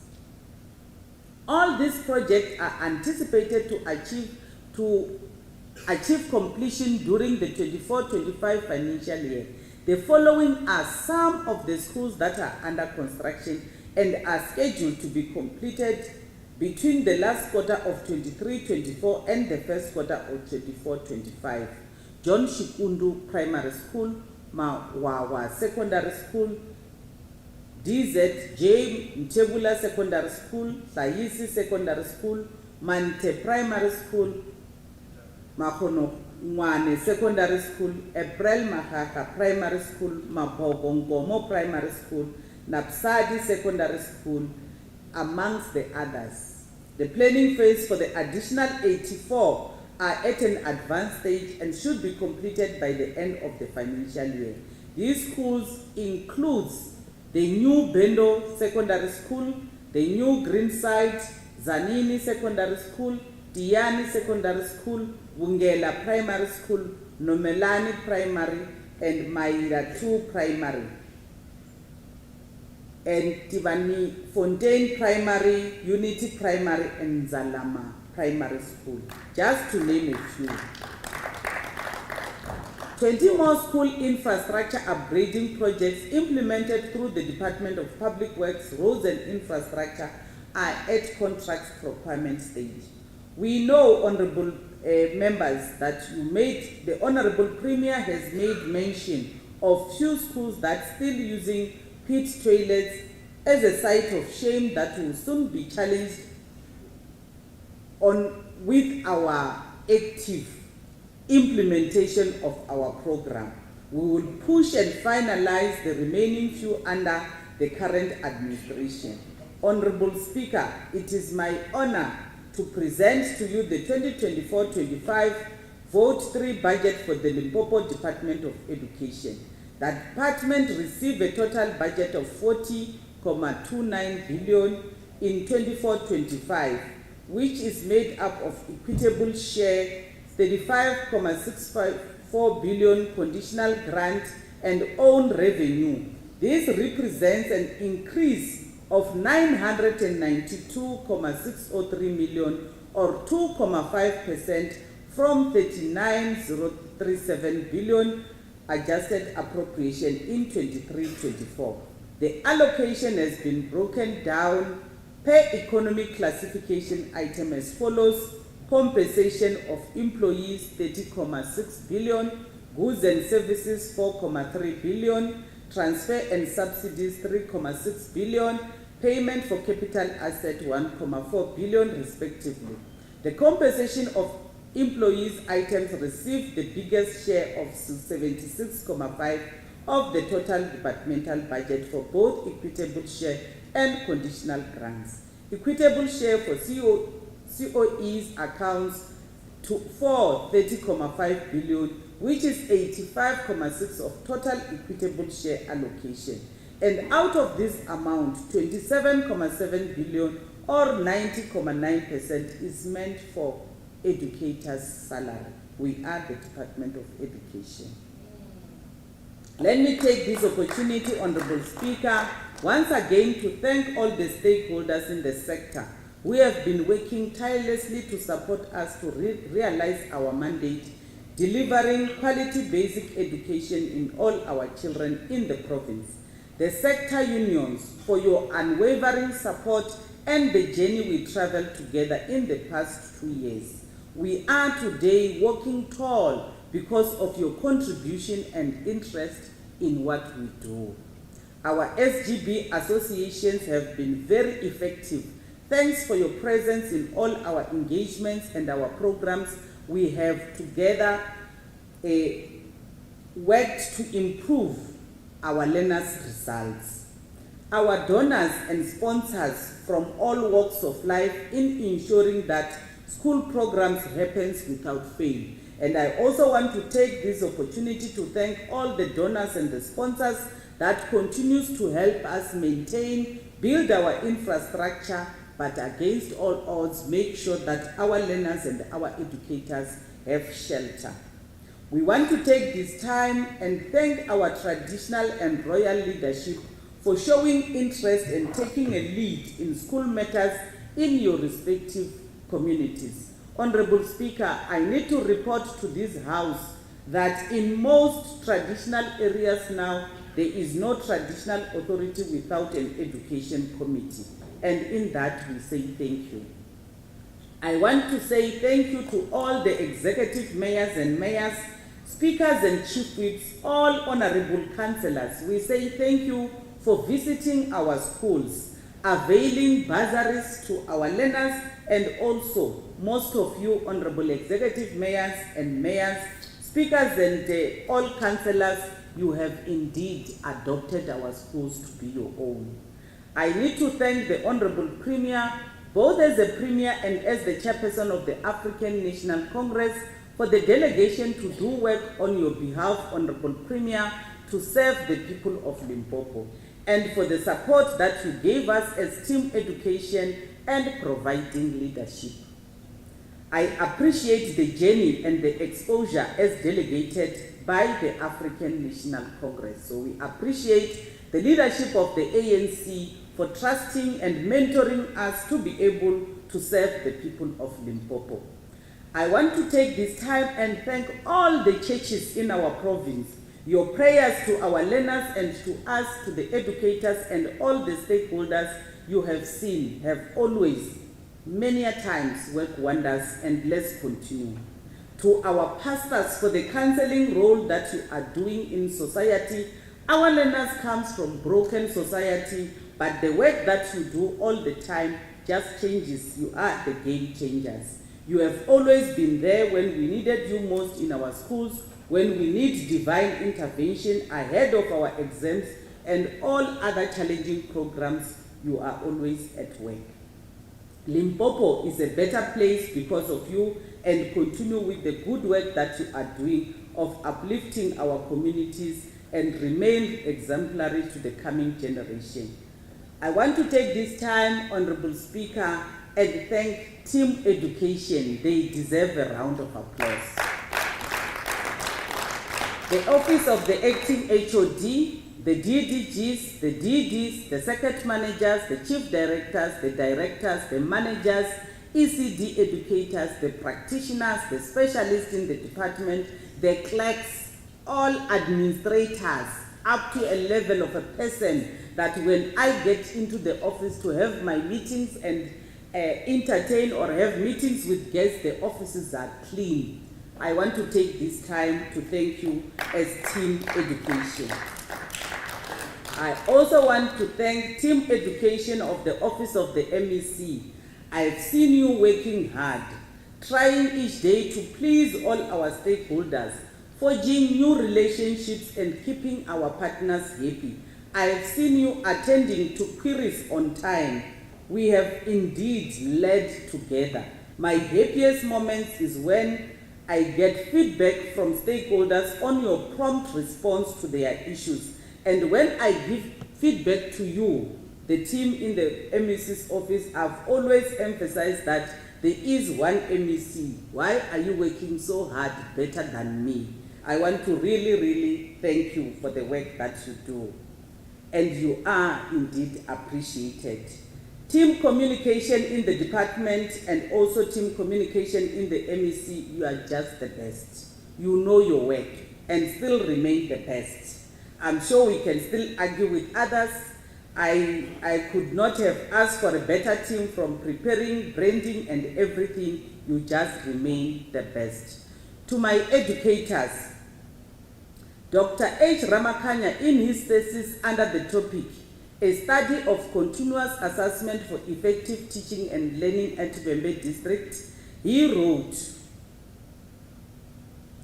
when developing teaching strategic and learning activities, teachers should take into account the diverse cultural and linguistic backgrounds of their learners. Teachers should emphasize that the development of understanding and concept of principle is more important than the recall of factual information or the development of routine skills. Taking into consideration the above description, one clearly sees the importance of planning in order to achieve certain goals after learning has taken place. Loren and Roussel agrees that teaching is inextricably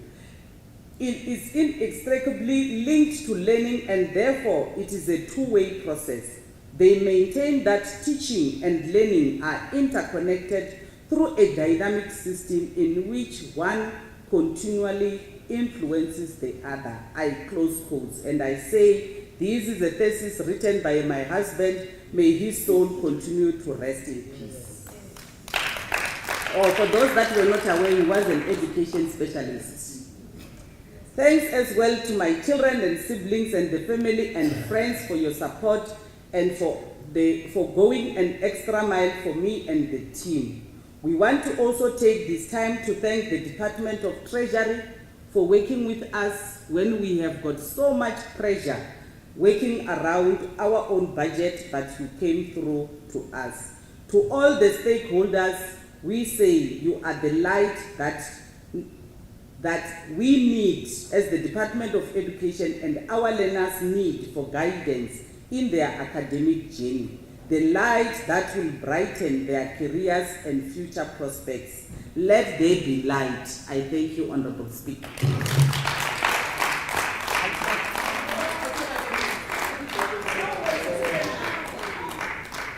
Thank you very much, Honorable MEC. The budget speech vote 3, Department of Education is referred to the Portfolio Committee on Education for consideration and report back to the House.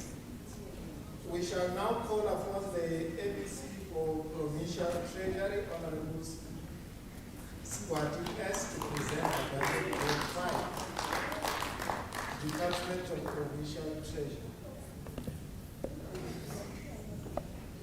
Thank you, Honorable Deputy Speaker, Honorable Chitaraka Matibe, Madam Speaker, Mayor Honorable Rosemary Mulapo, members of the Executive Council present, members of this august House, leaders of various opposition parties, the House of Traditional Leaders,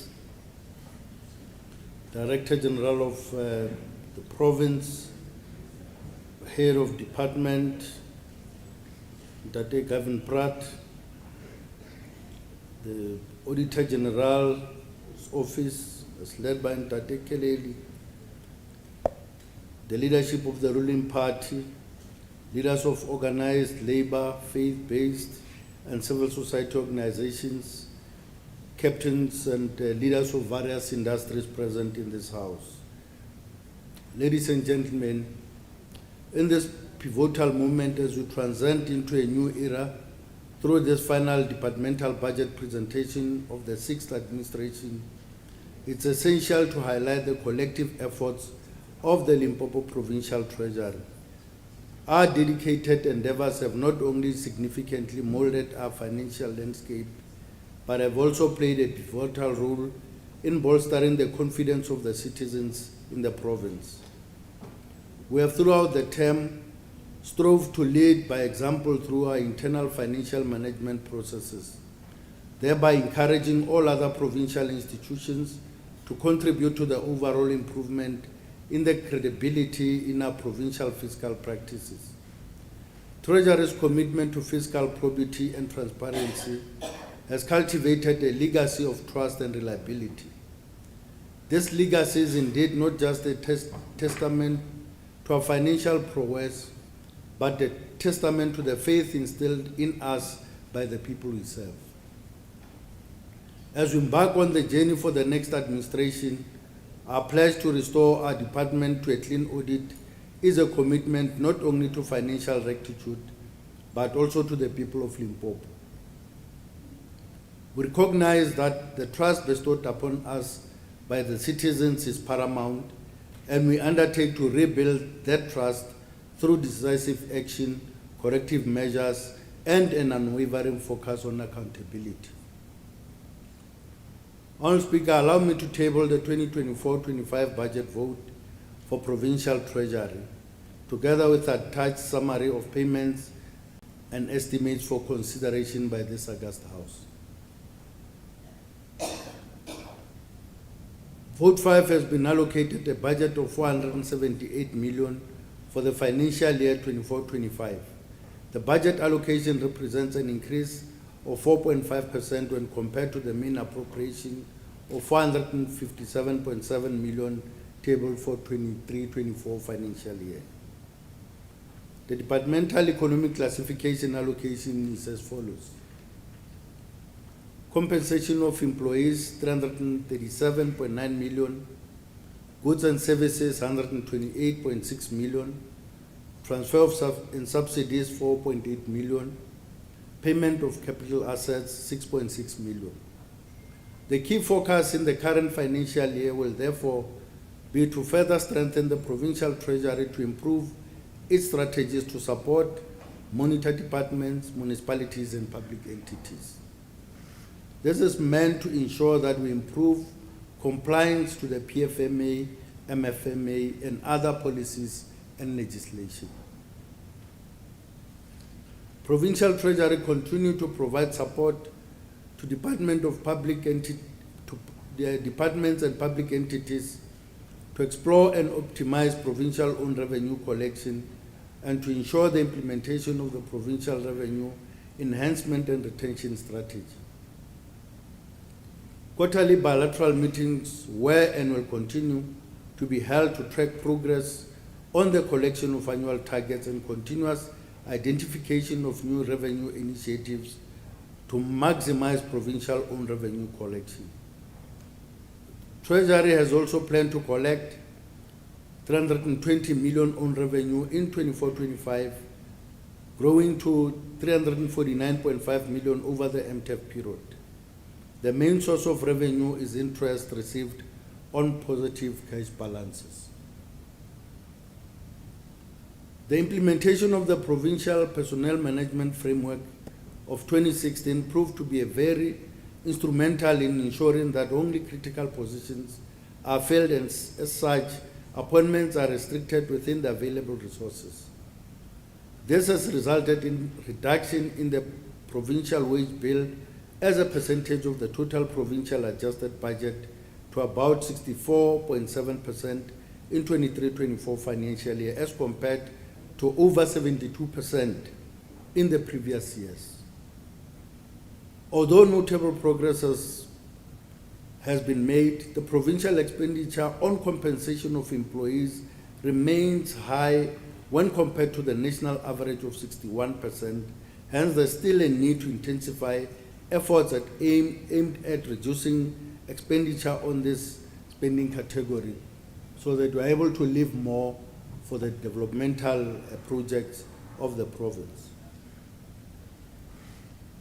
The national fiscal consolidation over the MTEF period makes it mandatory for the provincial treasury to continue with strategies to curb compensation of employee spending. To this effect, the provincial treasury, in collaboration with the Office of the Premier, has reviewed the personnel management framework that has been endorsed by the Executive Council for the implementation in the 2024 financial year and over the MTEF period. The framework was also reviewed for the improvement of the turnaround time in the filling of vacant funded critical posts. Throughout the year, MEC's bilateral meetings are held to assess the overall financial performance of departments and public entities. Also, departments and public entities are supported to submit catch-up plans in ensuring that funds are spent at the end of the financial year and towards the intended programs and projects. In particular, the earmarked funds and conditional grants. To this effect, spending on conditional grants have improved.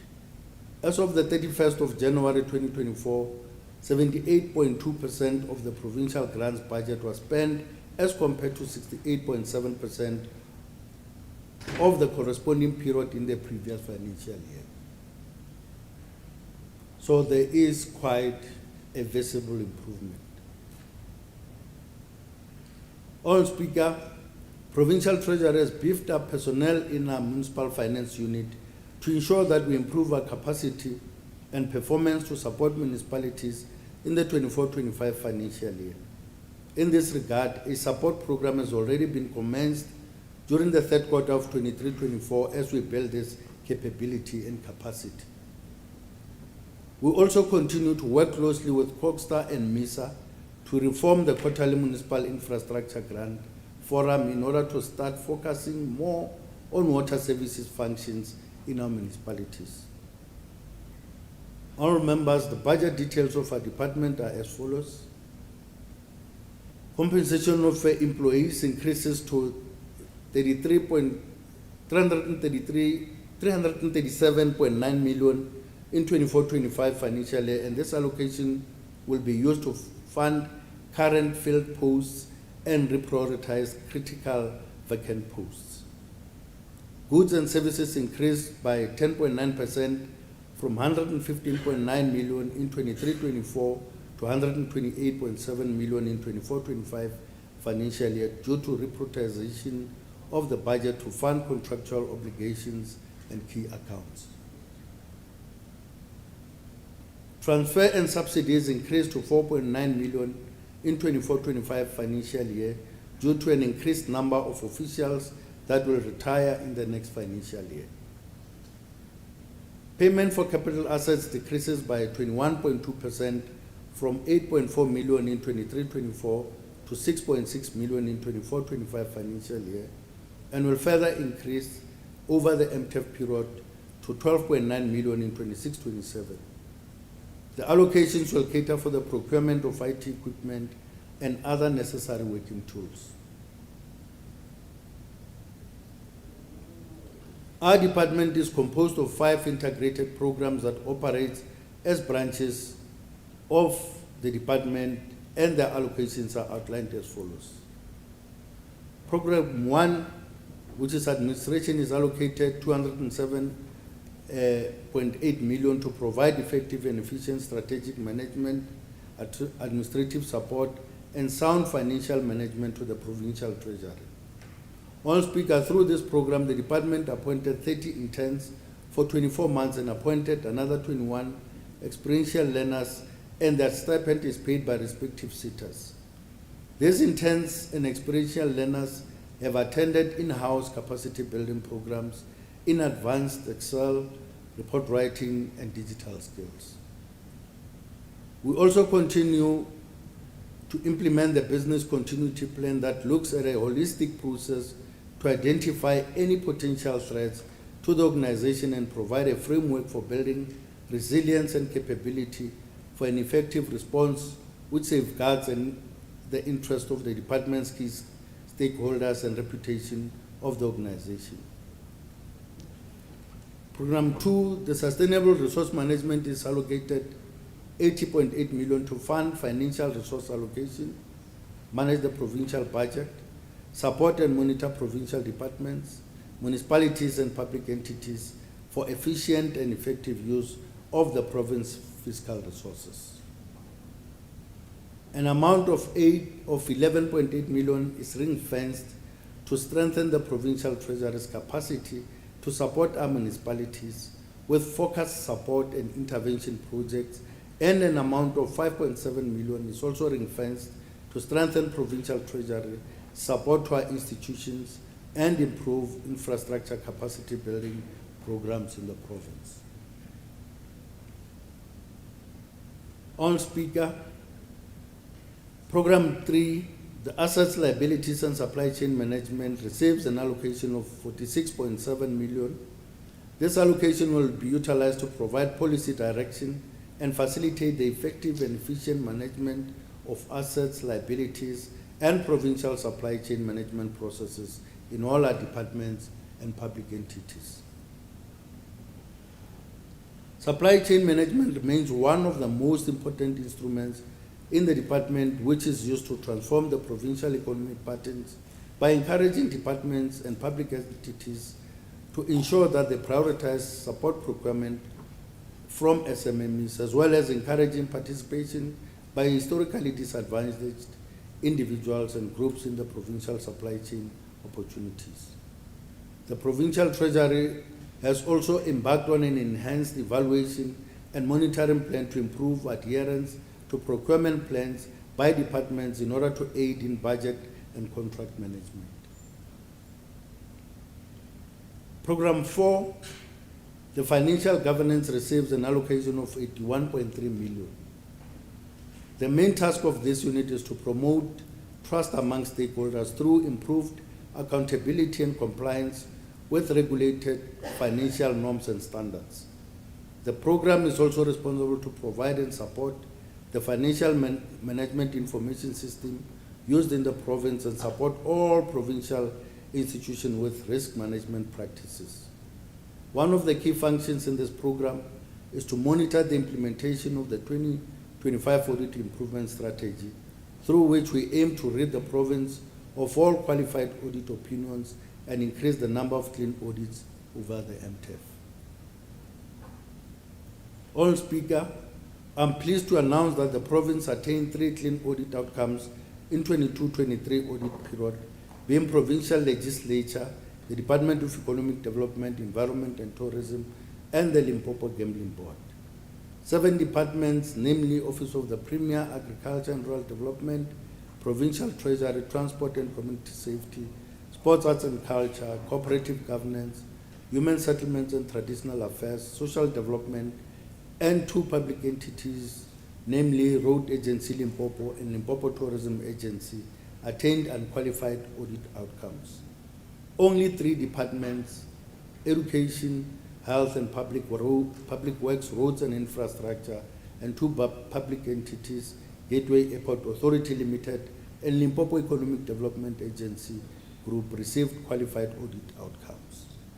This shows, Madam Speaker, that indeed we are improving, and we believe that we will take this trajectory even higher. In this regard, the province has revised the Limpopo 2025 audit improvement strategy to identify control deficiencies and propose measures to attain and retain clean audit outcomes in the coming and future audit periods. Honourable Speaker, as part of rolling out Logis system in the province, we are finalizing migrating our assets registers to the Logis system. Logis scanners have been procured and distributed to all our departments to eliminate manual asset verifications, which is prone to errors and many result in material findings. The success of this project will be measured through the 2023-24 audit process, and we are looking forward to clean audit outcomes on asset management. The allocation in this program will be utilized to further strengthen governance structures, including the shared audit committees and other oversight structures or bodies, support departments and public entities with financial accounting and audit matters, undertake forensic investigations, and support and monitor all departments and public entities in implementing effective risk management.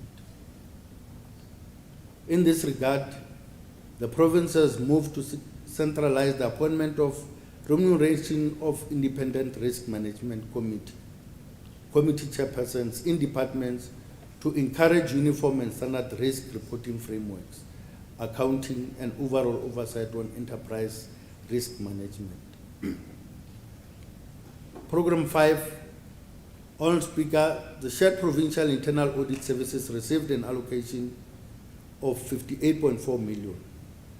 This unit protects organizational value of the province by providing risk-based objective assurance, advice and insight. It also coordinates a combined assurance model to ensure broader audit coverage as well as avoiding duplication of audit effort. This approach is aimed at improving collaboration with assurance providers within the provincial departments as well as transversal functions within Provincial Treasury and Office of the Premier. During the 24-25 financial year, learners will be recruited on internal auditor technician program facilitated by the Institute of Internal Auditors. These learners, after completing this program, will be ready for the job market. Equally, the unit has also produced 8 CA trainees who are now certified as chartered accountants by SAICA through the CA training program, and we are working with the Department of Public Service and Administration and National Treasury on a retention strategy for these programs. Provincial Treasury has a statutory task of allocating, monitoring, and managing our provincial funds to ensure that they meet the developmental objectives of government. We will continue to do our utmost best to ensure proper and sound financial management and governance in line with the PFMA and MFMA, which are to ensure they are progressively realized. Our members, in the realm of politics, change is not an event. It's a process, and real progress is not just about altering policies. It's about evolving perspectives and fostering a collective commitment to a better future. With these words, I would like to thank HOD Gavin Pratt and colleagues in the Provincial Treasury for the years we have worked well together in improving the fiscal status of this province. I also take this opportunity to express words of gratitude to the chairperson of the Portfolio Committee, and Tate Rudolph Phala, for his leadership and guidance together with the collective in that Portfolio Committee. I also want to take this time to wish everyone, particularly the Department of Provincial Treasury, as well as they prepare for the new administration. I thank you. Thank you very much, Honorable MEC. The budget speech for Vote 5, Department of Provincial Treasury is referred to the Portfolio Committee on Provincial Treasury for consideration and to report back to the House. We shall now call upon the MEC for Agriculture and Rural Development, to present the budget report, Department of Agriculture and Rural Development.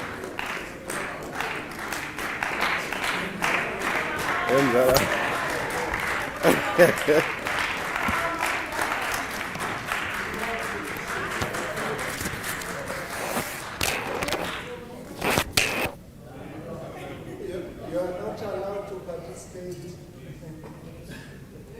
Only members in the chamber can participate. Honorable Speaker, Mayor Rosemary Mlapo, Honorable Deputy Speaker, Mr. Shterek Matibe, Honorable Premier, in absentia, Dades Chupu Stanley Matabata, members of the Executive Council, Chief Whip of the Majority Party, Honorable Mukhonyani, Honorable members of the Provincial Legislature, leadership of the ruling party, the African National Congress, Shishoka, leaders of the opposition parties, Limpopo House of Traditional Leaders led by Hosingobe, Ndavezita, Mwema Kulusilubele, Mweba Gdal, Nongana Ishbakel, members of Agricultural Advisory Committee,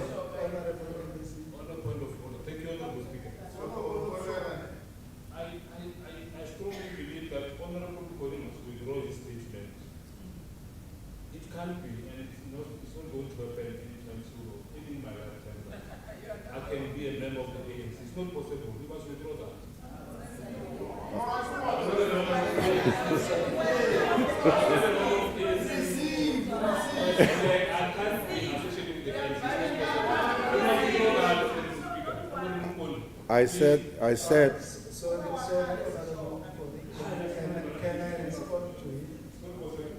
You can sit down, Honorable Shoba. Honorable Shoba, you can sit down. Thank you.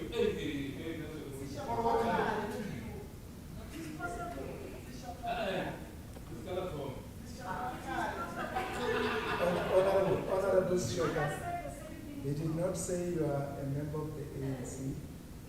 He said Honorable Shoba and then leaders of opposition. You are a member of ANC. Thank you, You can continue. Honorable Speaker. Honorable. Asomoko, honestly, he said I'm a member of ANC and it's not Yeah. He did say that. It's not possible. He must withdraw that. He did say that. He must withdraw that. Honorable Soka will look at the hand side and then go. Please, you must withdraw. Don't, if you don't mention my name, Thank you, it's not possible. Members of the Technical Working Group, PEGAG, Agriculture Working Group, official of Limpopo Department of Agriculture and Rural Development, officials from Department of Agriculture, Land Reform and Rural Development, all sector departments and state agencies, representative of organized farming and agribusiness, and civil society organization present, members of the media, distinguished guests, ladies and gentlemen, my sincere greeting, Abshir. I rise before this August House today to table budget vote 4 of Limpopo Department of Agriculture and Rural Development for the year 2024-2025, and to give detailed service delivery reflection of the past year and plans for 2024-2025.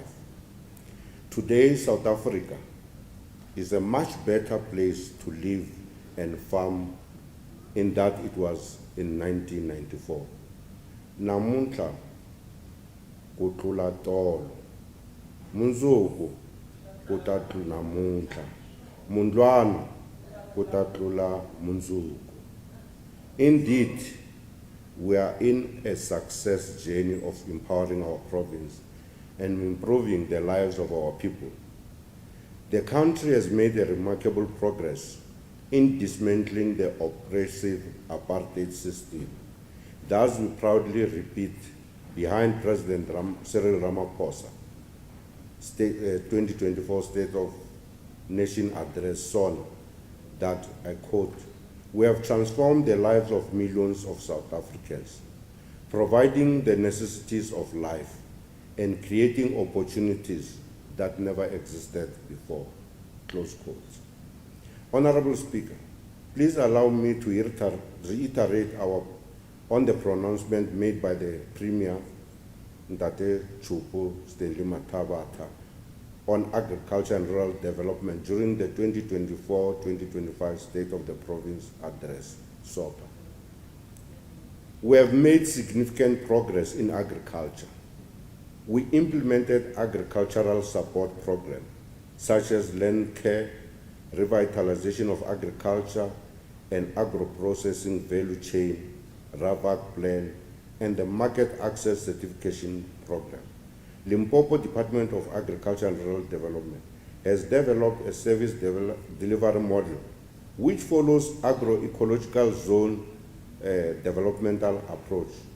5 agricultural development zones are clearly identified with a view to develop agriculture based on commodity approach model as follows. Mule local area in the Capricorn district is pioneering the potato belt by involving the unemployed youth in agriculture. And 5 young farmers are now suppliers of companies like McCain and Simba. The department has also identified Waterberg as the red meat cluster, Mopani a citrus and subtropical cluster, Vembe a subtropical and vegetable cluster, and Skokune a grain and cotton cluster. I hope Mreki you are happy.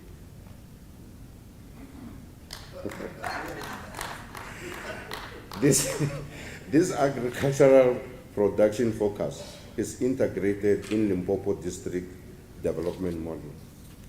According to the Country Gross Domestic Product report of 2023, there is a positive indication that agriculture sector consistently contributes positively to the provincial GDP since 2013.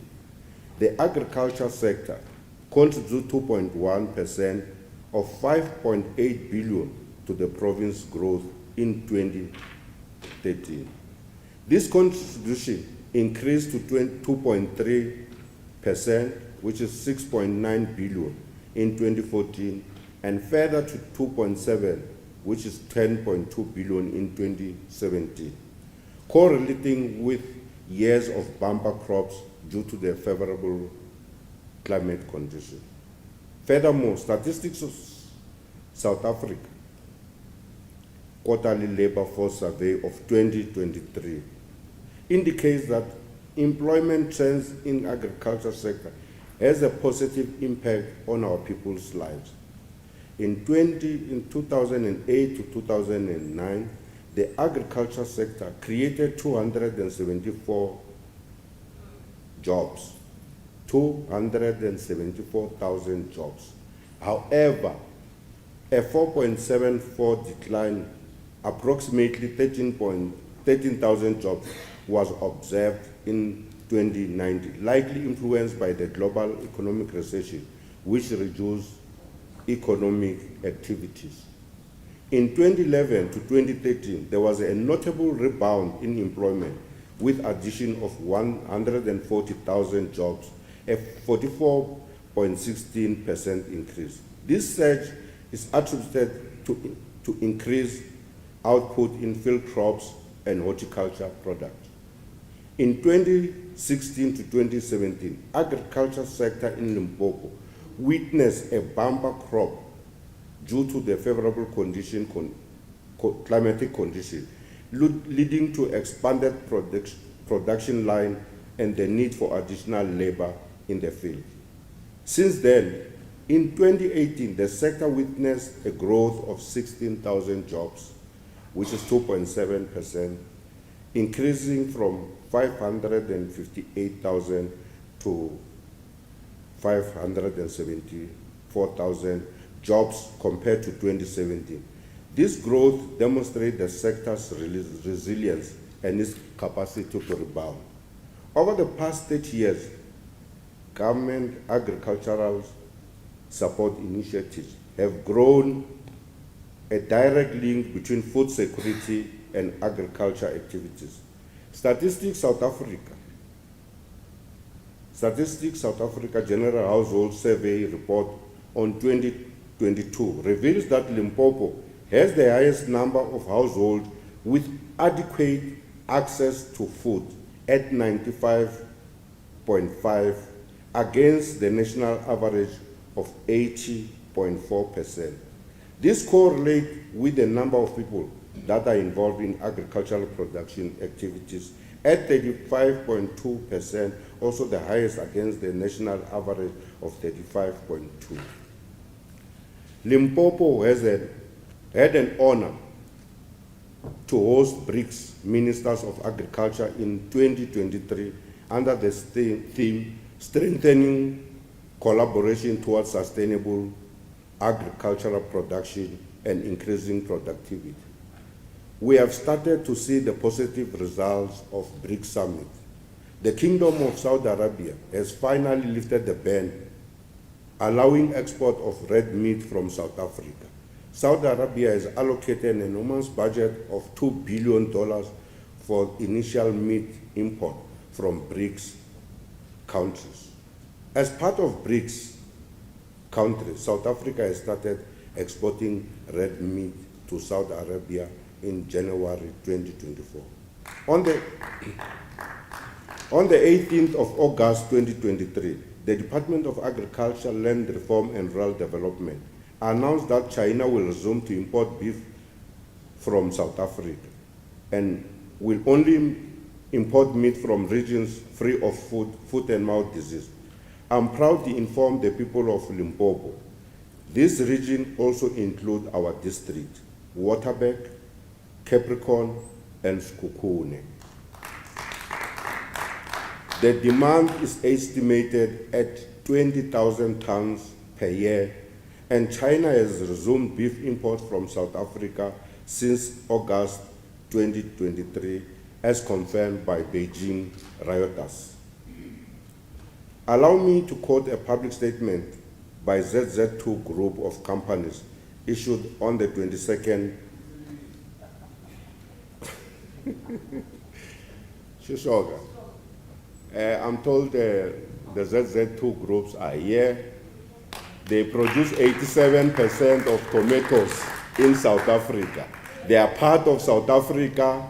They are part of this inclusive economy.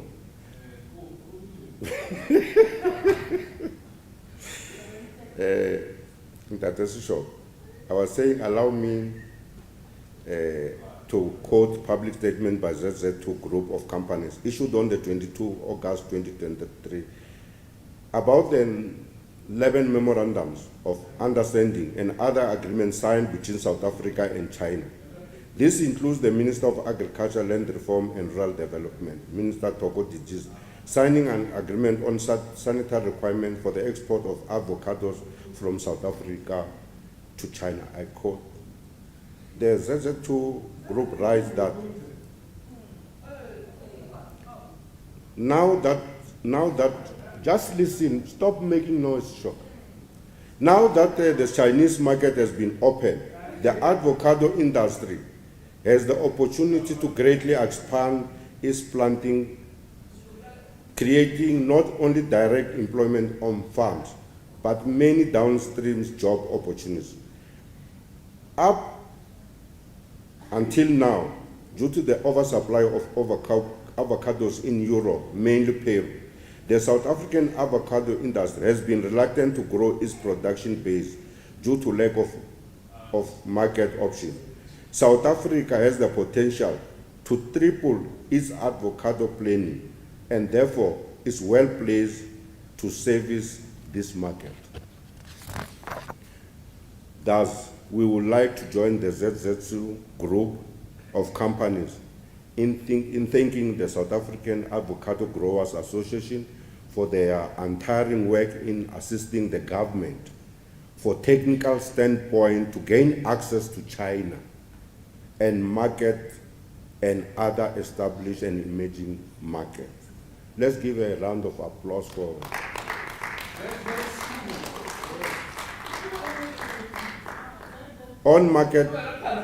on meat production. We have seen massive agricultural innovation and development since 1994.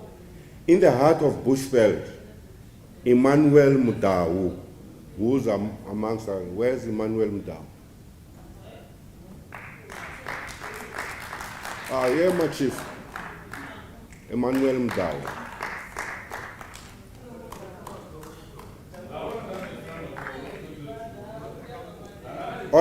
In the heart of Bushveld, Emmanuel Mudau's journey from a salesman to an esteemed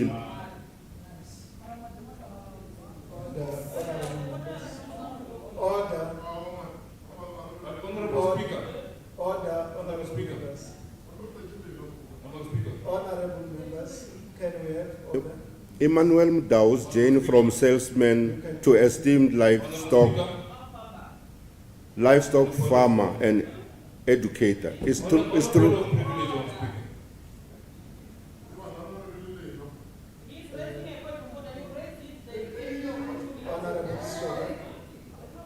What is your point of order? Honorable Speaker, I think it must be noted in this House that the ANC-led government is sitting here and wants us to clap hands for ZZ2. Yes. Who happens to be the same people that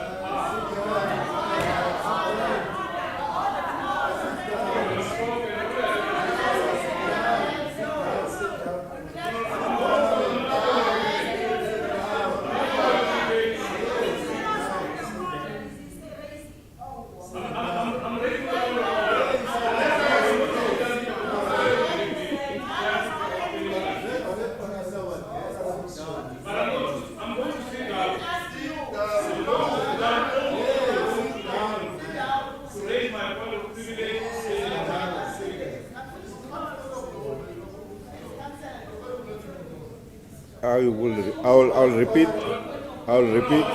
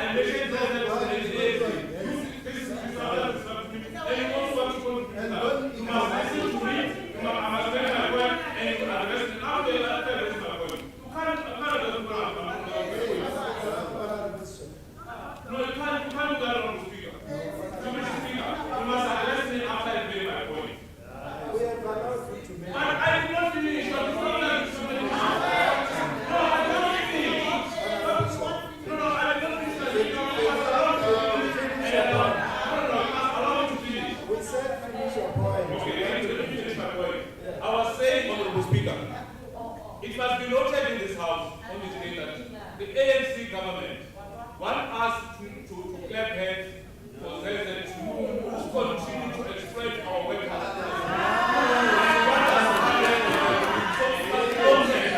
From today, the next government is siding with the white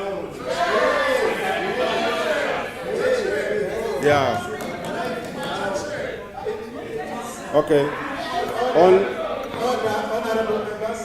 on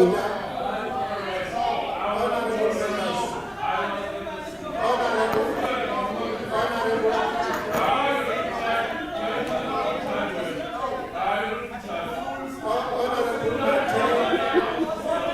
Honorable Mate, sit down. Order. Order.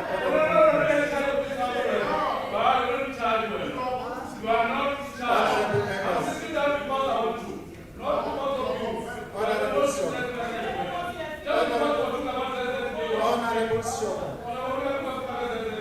Honorable Shoka. Honorable Mate. Honorable Mate. Can you make this out? Please. Can you make this out in order? Honorable Mate. Honorable Mate. Honorable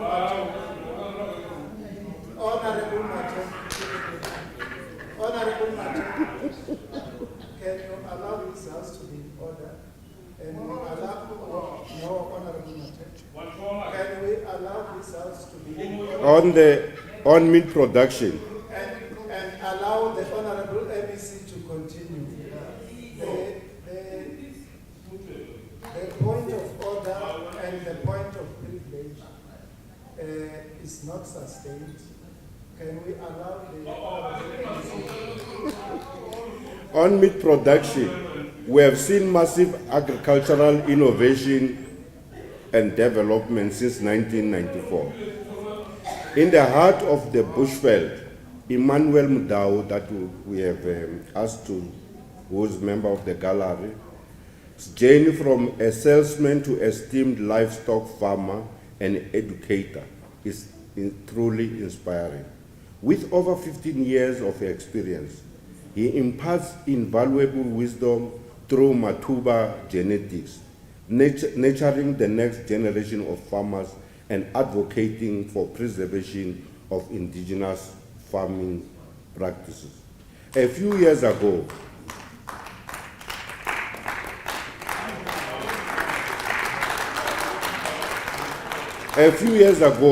Mudau, who's based in Garavele in the Vembe district, decided to transform his livestock business into training institution to share his wealth of knowledge with fellow farmers, with the support of government extension officers and accreditation by AgriCita.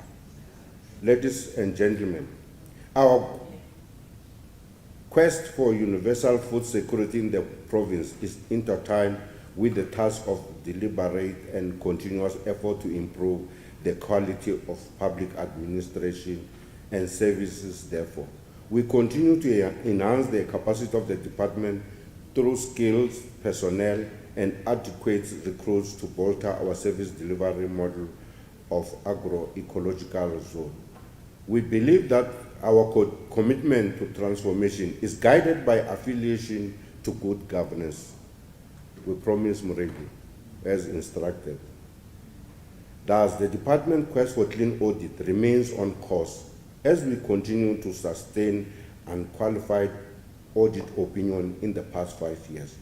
With the continuous reduction matters of emphasis from Auditor General, the department continues to put credible system of internal control that ensures credible financial reporting and reliable performance reporting against predetermined objective and compliance to law. We believe that the allocated budget of 307,634,000 rand will enable us to strengthen our organizational capacity in the coming 2024-2025 financial year.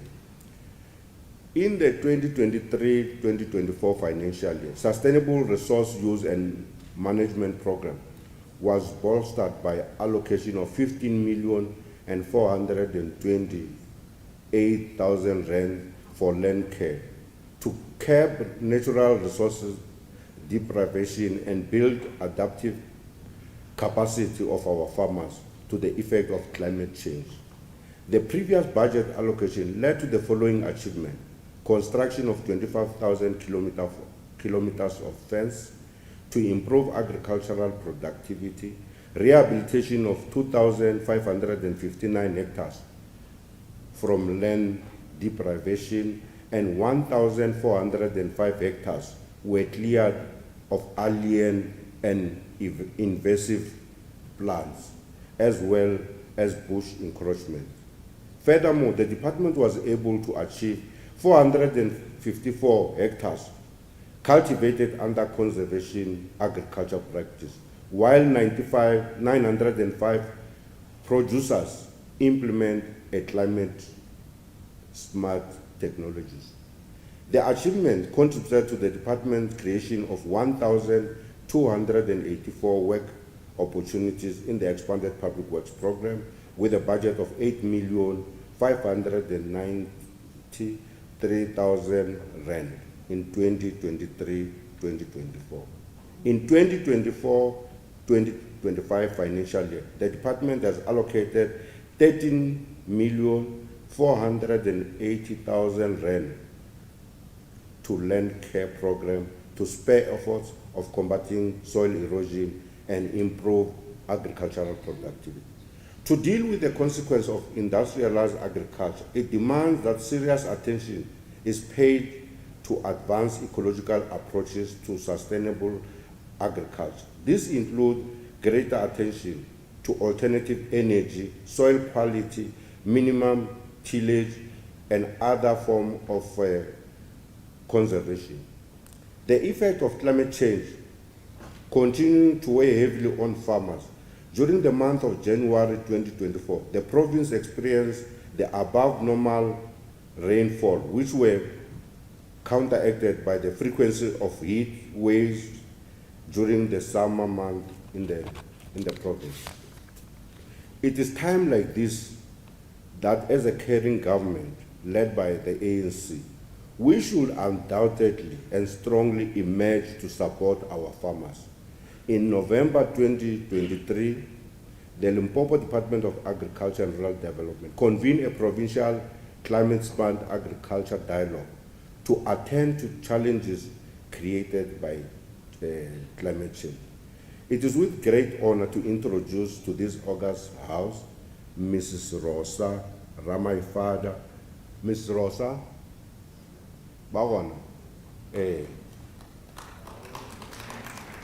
Mrs. Rosa Ramaifada, who is a small-scale farmer and agroecology advocate, who said, "The climate is not going to go back to normal.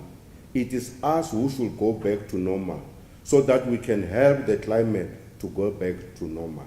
That's what she says. Rosa is encouraging her community to use climate-smart ways of farming to produce their own food and sell the excess harvest. Ramaifada is pioneering indigenous farming for community resilience. Her farm is based in Onverbach, Dalmada, Polokwane City Municipality in Capricorn District. Let's give her a round of applause. Despite the challenge affecting climate change on agriculture sector, as a caring government, we extend support to farming communities through the other sub-program of Sustainable Resource Use and Management Program, and continue to reinforce our participation in various research that promote the role of sustainable production strategies in the reduction of greenhouse gas emissions. Through this program, 878 farmers were assisted in line with the department's priority of reducing vulnerability and risk associated with climate change.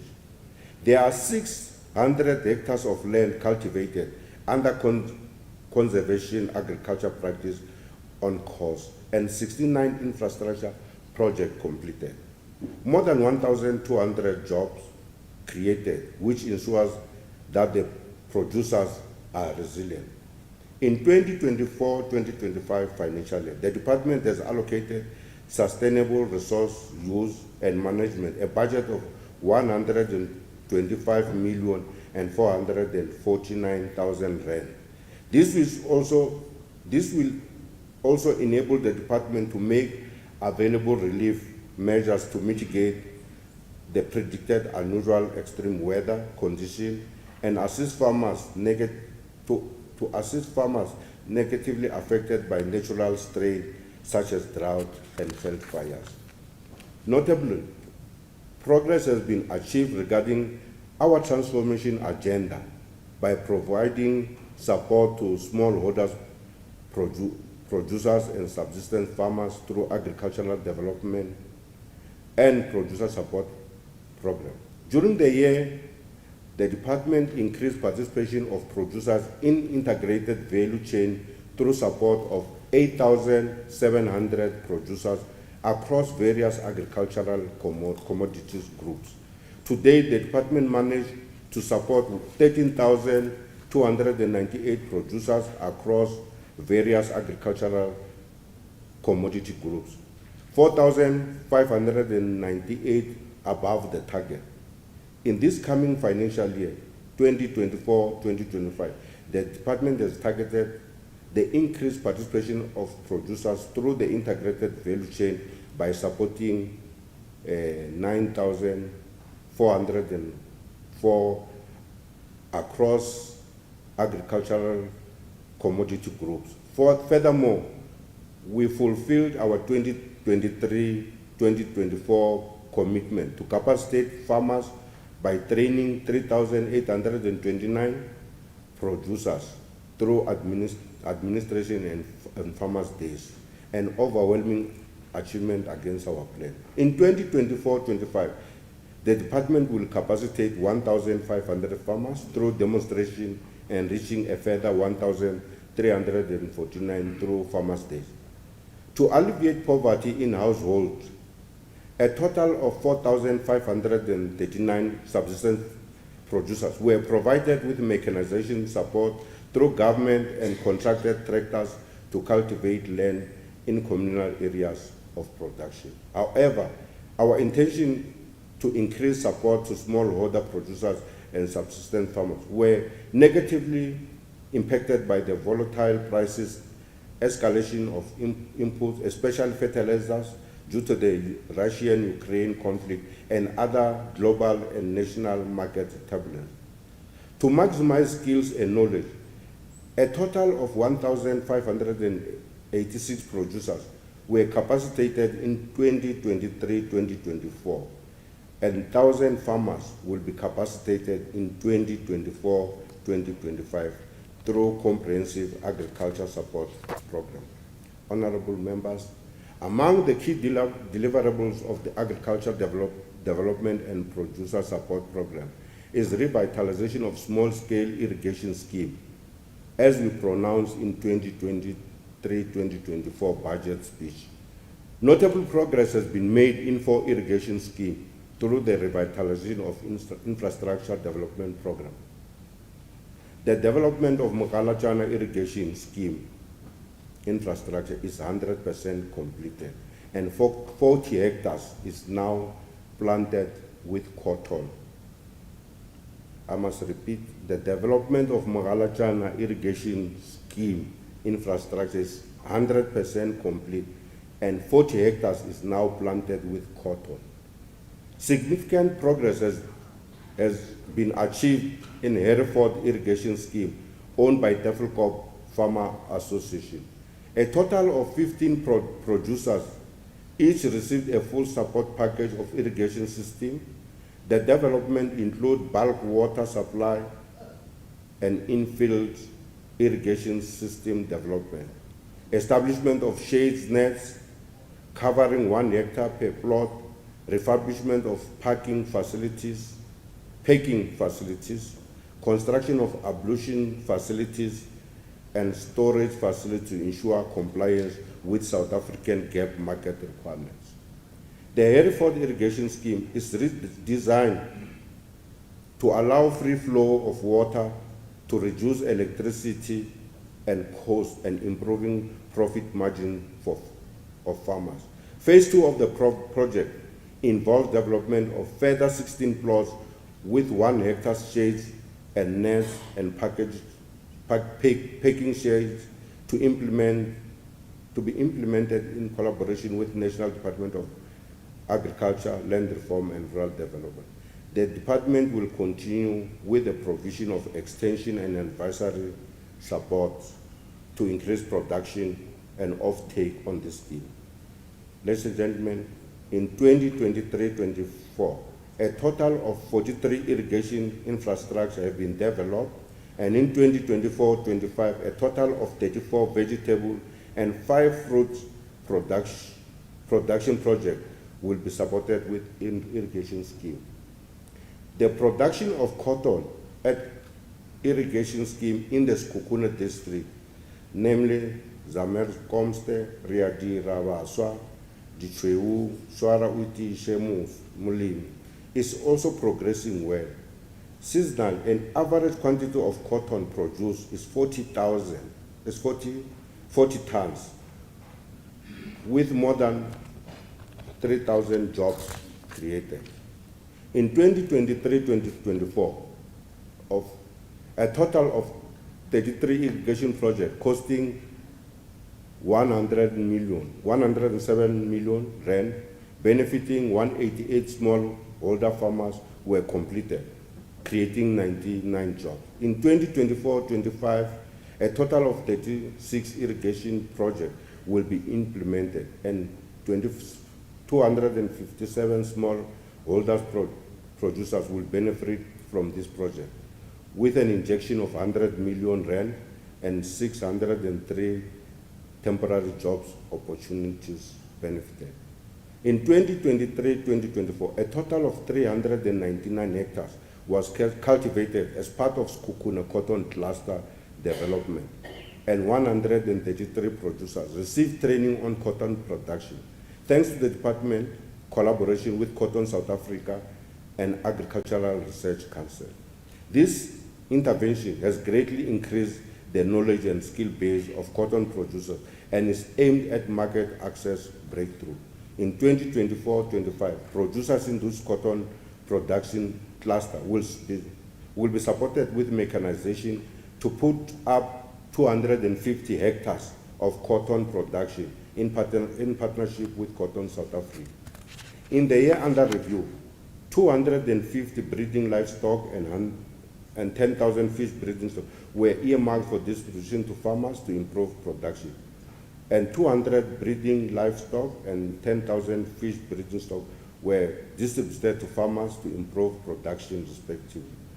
During 2024-2025, the department will provide 200 breeding livestock through the Department Livestock Loan Scheme and Departmental Livestock Resale Scheme. In 2024-2025 financial year, the Farmer Support and Development Program has been allocated 759,217,000 rand, which will constitute 46.6% of the department budget. This budget includes allocation for farmer support program and projects ranging from agriculture, infrastructure, and equipment for primary and secondary production activities, production inputs, food security initiative, mechanization support to farmers, and capacity building. The department further envisages to review farmer support policies to ensure that subsistence farmers are not subjected to normal application process. We will continue to improve the application process and requirement of farmer support program to ensure that more farmers access our support. This includes supporting farmers from planning stage and acquisition of legislated requirements such as water rights. Our veterinary service program is our testimony to eradicate animal disease, in particular livestock disease control, and further demonstrate our intention to addressing all aspects of production, value adding, and market access. Foot and mouth disease continue to threaten greater possibility of livelihoods of our livestock farmers, not only in Limpopo province, but also the broader livestock industry in South Africa to export red meat. However, we can confidently pronounce to this August House that the province has been FMD free in the past 24 months. And we want to thank MEC Squati for giving us money to deal with the foot and mouth disease. You will know what the foot and mouth disease can cause. In 2023-2024, over 440,000 dogs and cats were vaccinated during the rabies month in September 2023 to reach the targeted mass vaccination of 70% pets in the province. In August 2023, for the first time in the province, highly pathogenic avian influenza outbreak was detected in the Waterberg district. However, the impact of this outbreak was contained and eradicated by our dedicated personnel of veterinaries and extension officers. Thus, we confidently report that we reclaimed our agricultural production status free of HPAI. To continue with the implementation of the above stated intervention and other key priorities, which are critical to ensure disease-free environment and meat safety for public consumption, the veterinary service program has been allocated 193 million, an increase of 77 million rand to enable FMD intervention. Once more, thank you, Moriki. M.B. White, an American agricultural scientist, in his paper, The Importance of Research as a Means of Increasing Agriculture Production, writes that the great new features of the modern progress in agriculture is the rapid increase in the utilization of science and the results of scientific research as a source of information and guidance in improving and perfecting agricultural methods. In this regard, the department is enhancing its research output by initiating a program to revitalize the 2 agricultural research stations in the province, including infrastructure development and human resource. Mara Research Station is currently the hub of livestock breeding, a major source of livestock disposition in the farmer support program, while Toowoomba Research Station is currently conducting various research projects in plant production. Thus, the department is setting aside 8,521,000 rand for research and technology development to render agricultural research services and development of information system and about agriculture and natural resource utilization technologies. In the budget speech of 2023-2024, we introduced to this August House our adopted slogan of evangelizing agriculture and food production to be a culture of all, no longer just a leisure of some. As part of spreading this evangelism, the department, through Agricultural Economic Services Program, hosted a revitalization agriculture and agro-processing value chain summit. RAVAC plans intention about the aspiration of the people of Limpopo is to contribute meaningfully to the expansion and increase of agriculture production across the value chain, and in turn the sector's inclusive growth, job creation, food security, and as espoused in the Limpopo Development Plan, Limpopo Socio-Economic Recovery Plan, and Agriculture and Agro-Processing Master Plan.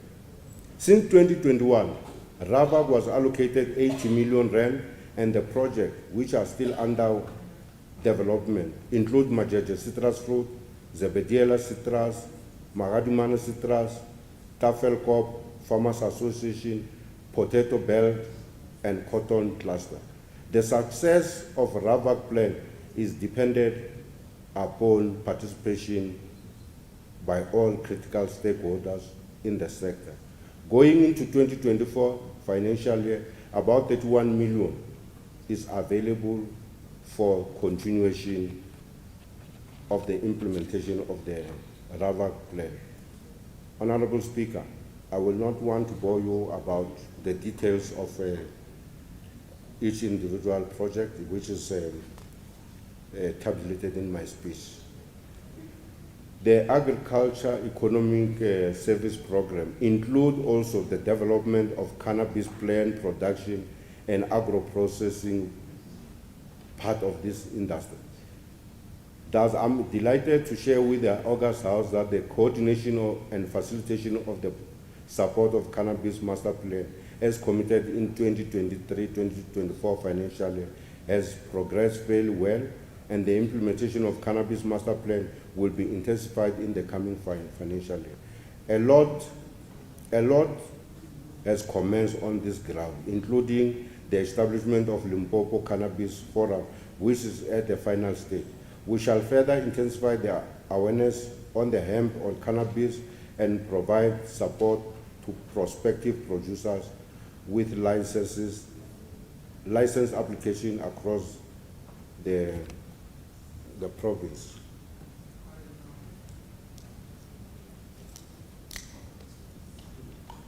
Cheers.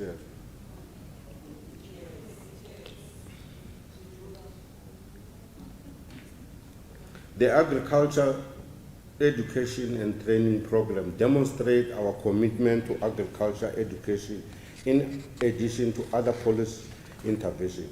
Our resolve to build a prosperous and inclusive agricultural sector. As part of expanding our agriculture evangelism to schools, my one, MEC Ramakanya, in 2023-2024 financial year, together with our sister Department of Education, we're committed to work closely on identification of mechanization to support the 8 agricultural schools in the province. It is worth noting that agriculture as a school subject of choice is beginning to take the spotlight within the new generation across the province. The school subject had long been termed too unattractive for the lower class and not for the youth.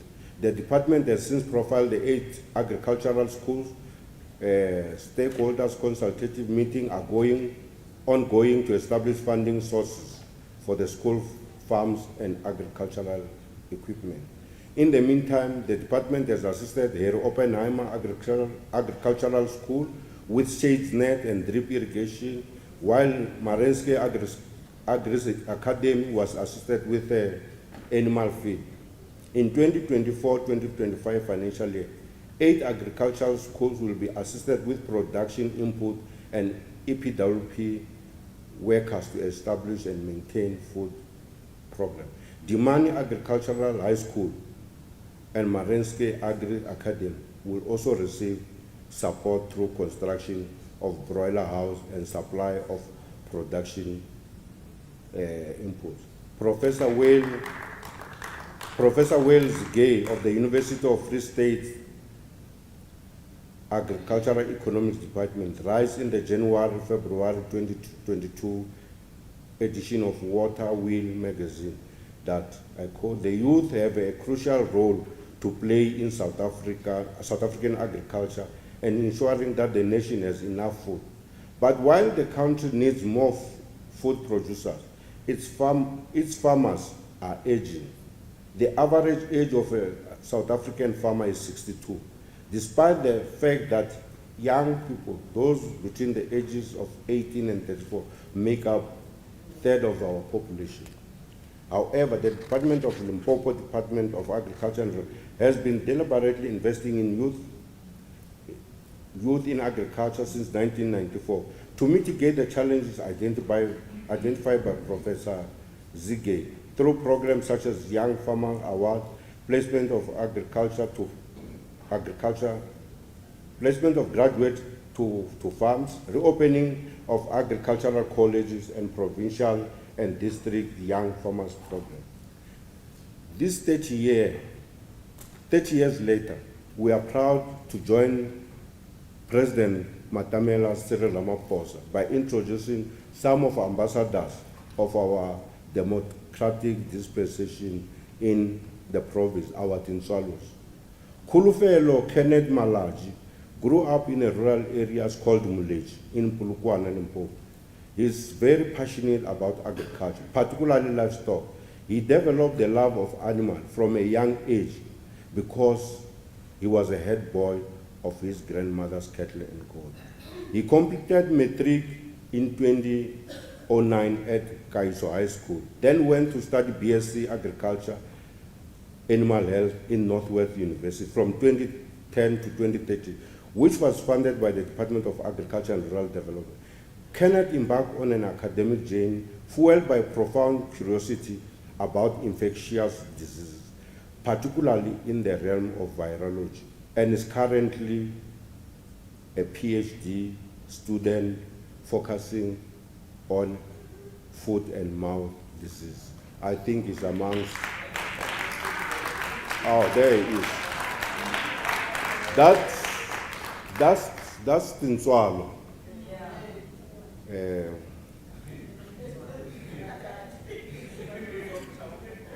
Dumisani Elmon Subui, born in 1998, April 25, in Akonu, Bushbuckridge, and grew up in Folobodwe village, Wembe district, where he completed secondary level at Tengwe Secondary School.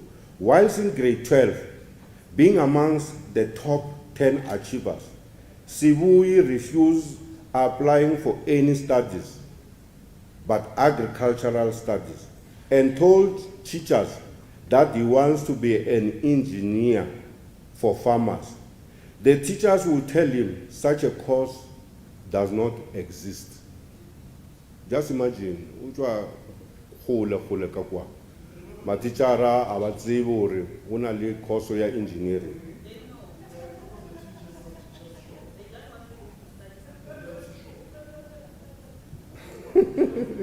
In 2005, he applied and received the bursary from the department. He applied received a bursary from our departmental bursary program to pursue his passion at the University of KwaZulu-Natal. He completed his Bachelor of Science in Agricultural Engineering in 2010 and started at the department as a candidate engineer. And in 2023, Mr. Sibui was appointed the Director of Engineering and Infrastructure Development Services. Mr. Sibui. That's Tinswalo. There. The department will continue to encourage our youth to participate in Limpopo Youth in Agriculture Network portal in order to ease their frustration. The app will become a lifeline for many who are cut out from the agricultural sector. In 2024-2025, this youth employment initiative will absorb 135 unemployed graduates with agriculture qualification, an increase of 20 from the cohort absorbed in the previous year, thanks to Agri-SETA and the contribution of 2.4 million rand. The cohort will be placed in various agricultural enterprises across the province for a period of 2 years to gain work experience. Furthermore, 68 graduates who recently completed the program will undergo training for 4 weeks on entrepreneurial development. This education effort to improve skills in agriculture sector extends to our continued investment into agricultural colleges and the revitalization of the 2 agricultural research centers in our province. Since the reopening of Mazibandela and Tompisilika Agricultural College in 2015.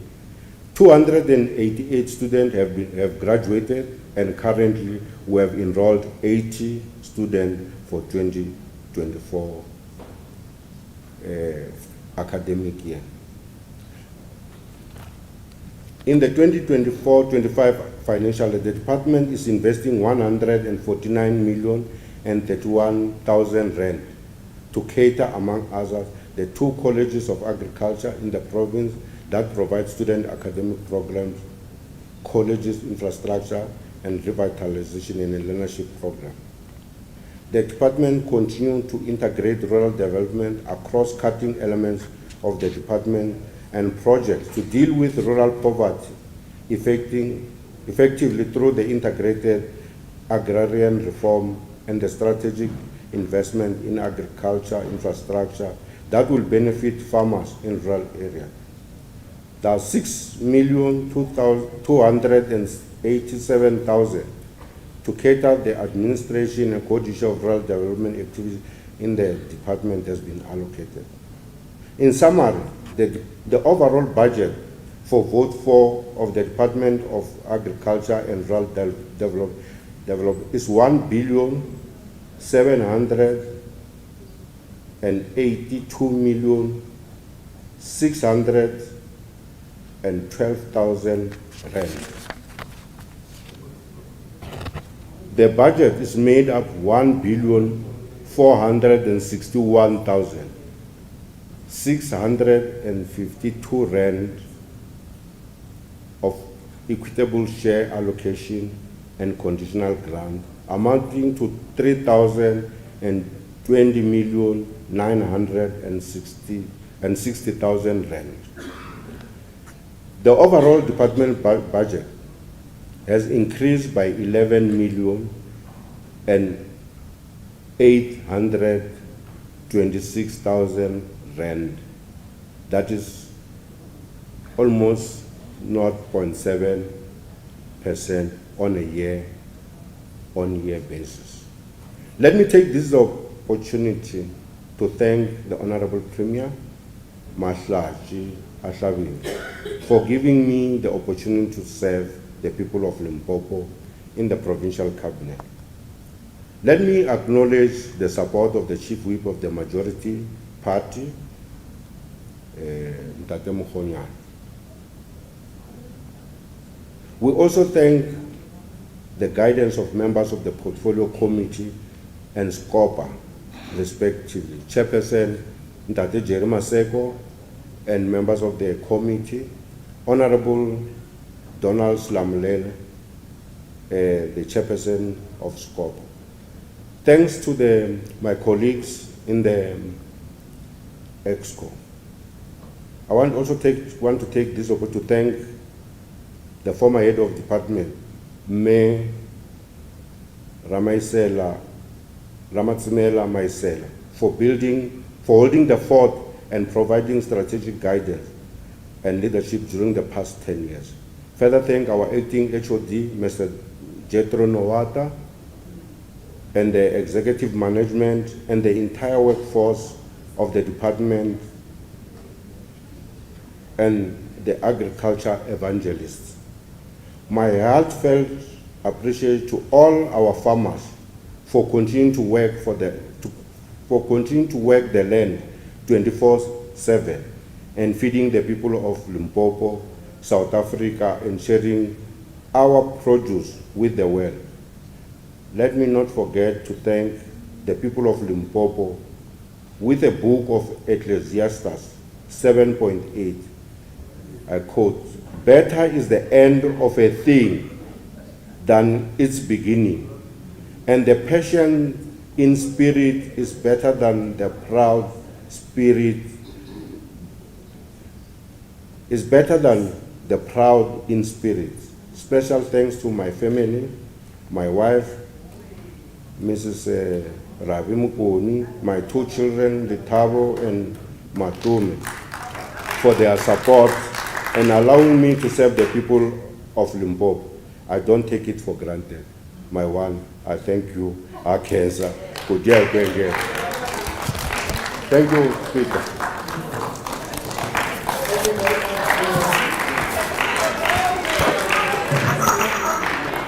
The budget speech for Group 5, the Department of Agriculture and Rural Development is referred to the Portfolio Committee on Agriculture and Rural Development for consideration and to report back to the House. Thank you very much. Item 8, are there any announcements? Chair of Chairs. Yes, thank you, Honorable Deputy Speaker. Lunch has been arranged by the department. Guests of the department must go to the gate to receive their check. And two, the rest of the guests will remain where the lunch is served usually. Thank you. Thank you very much, Chair of Chairs. The House is adjourned to Tuesday, 19th March 2024 at 10 o'clock in Fulupane Municipal Council Chamber. The House is adjourned.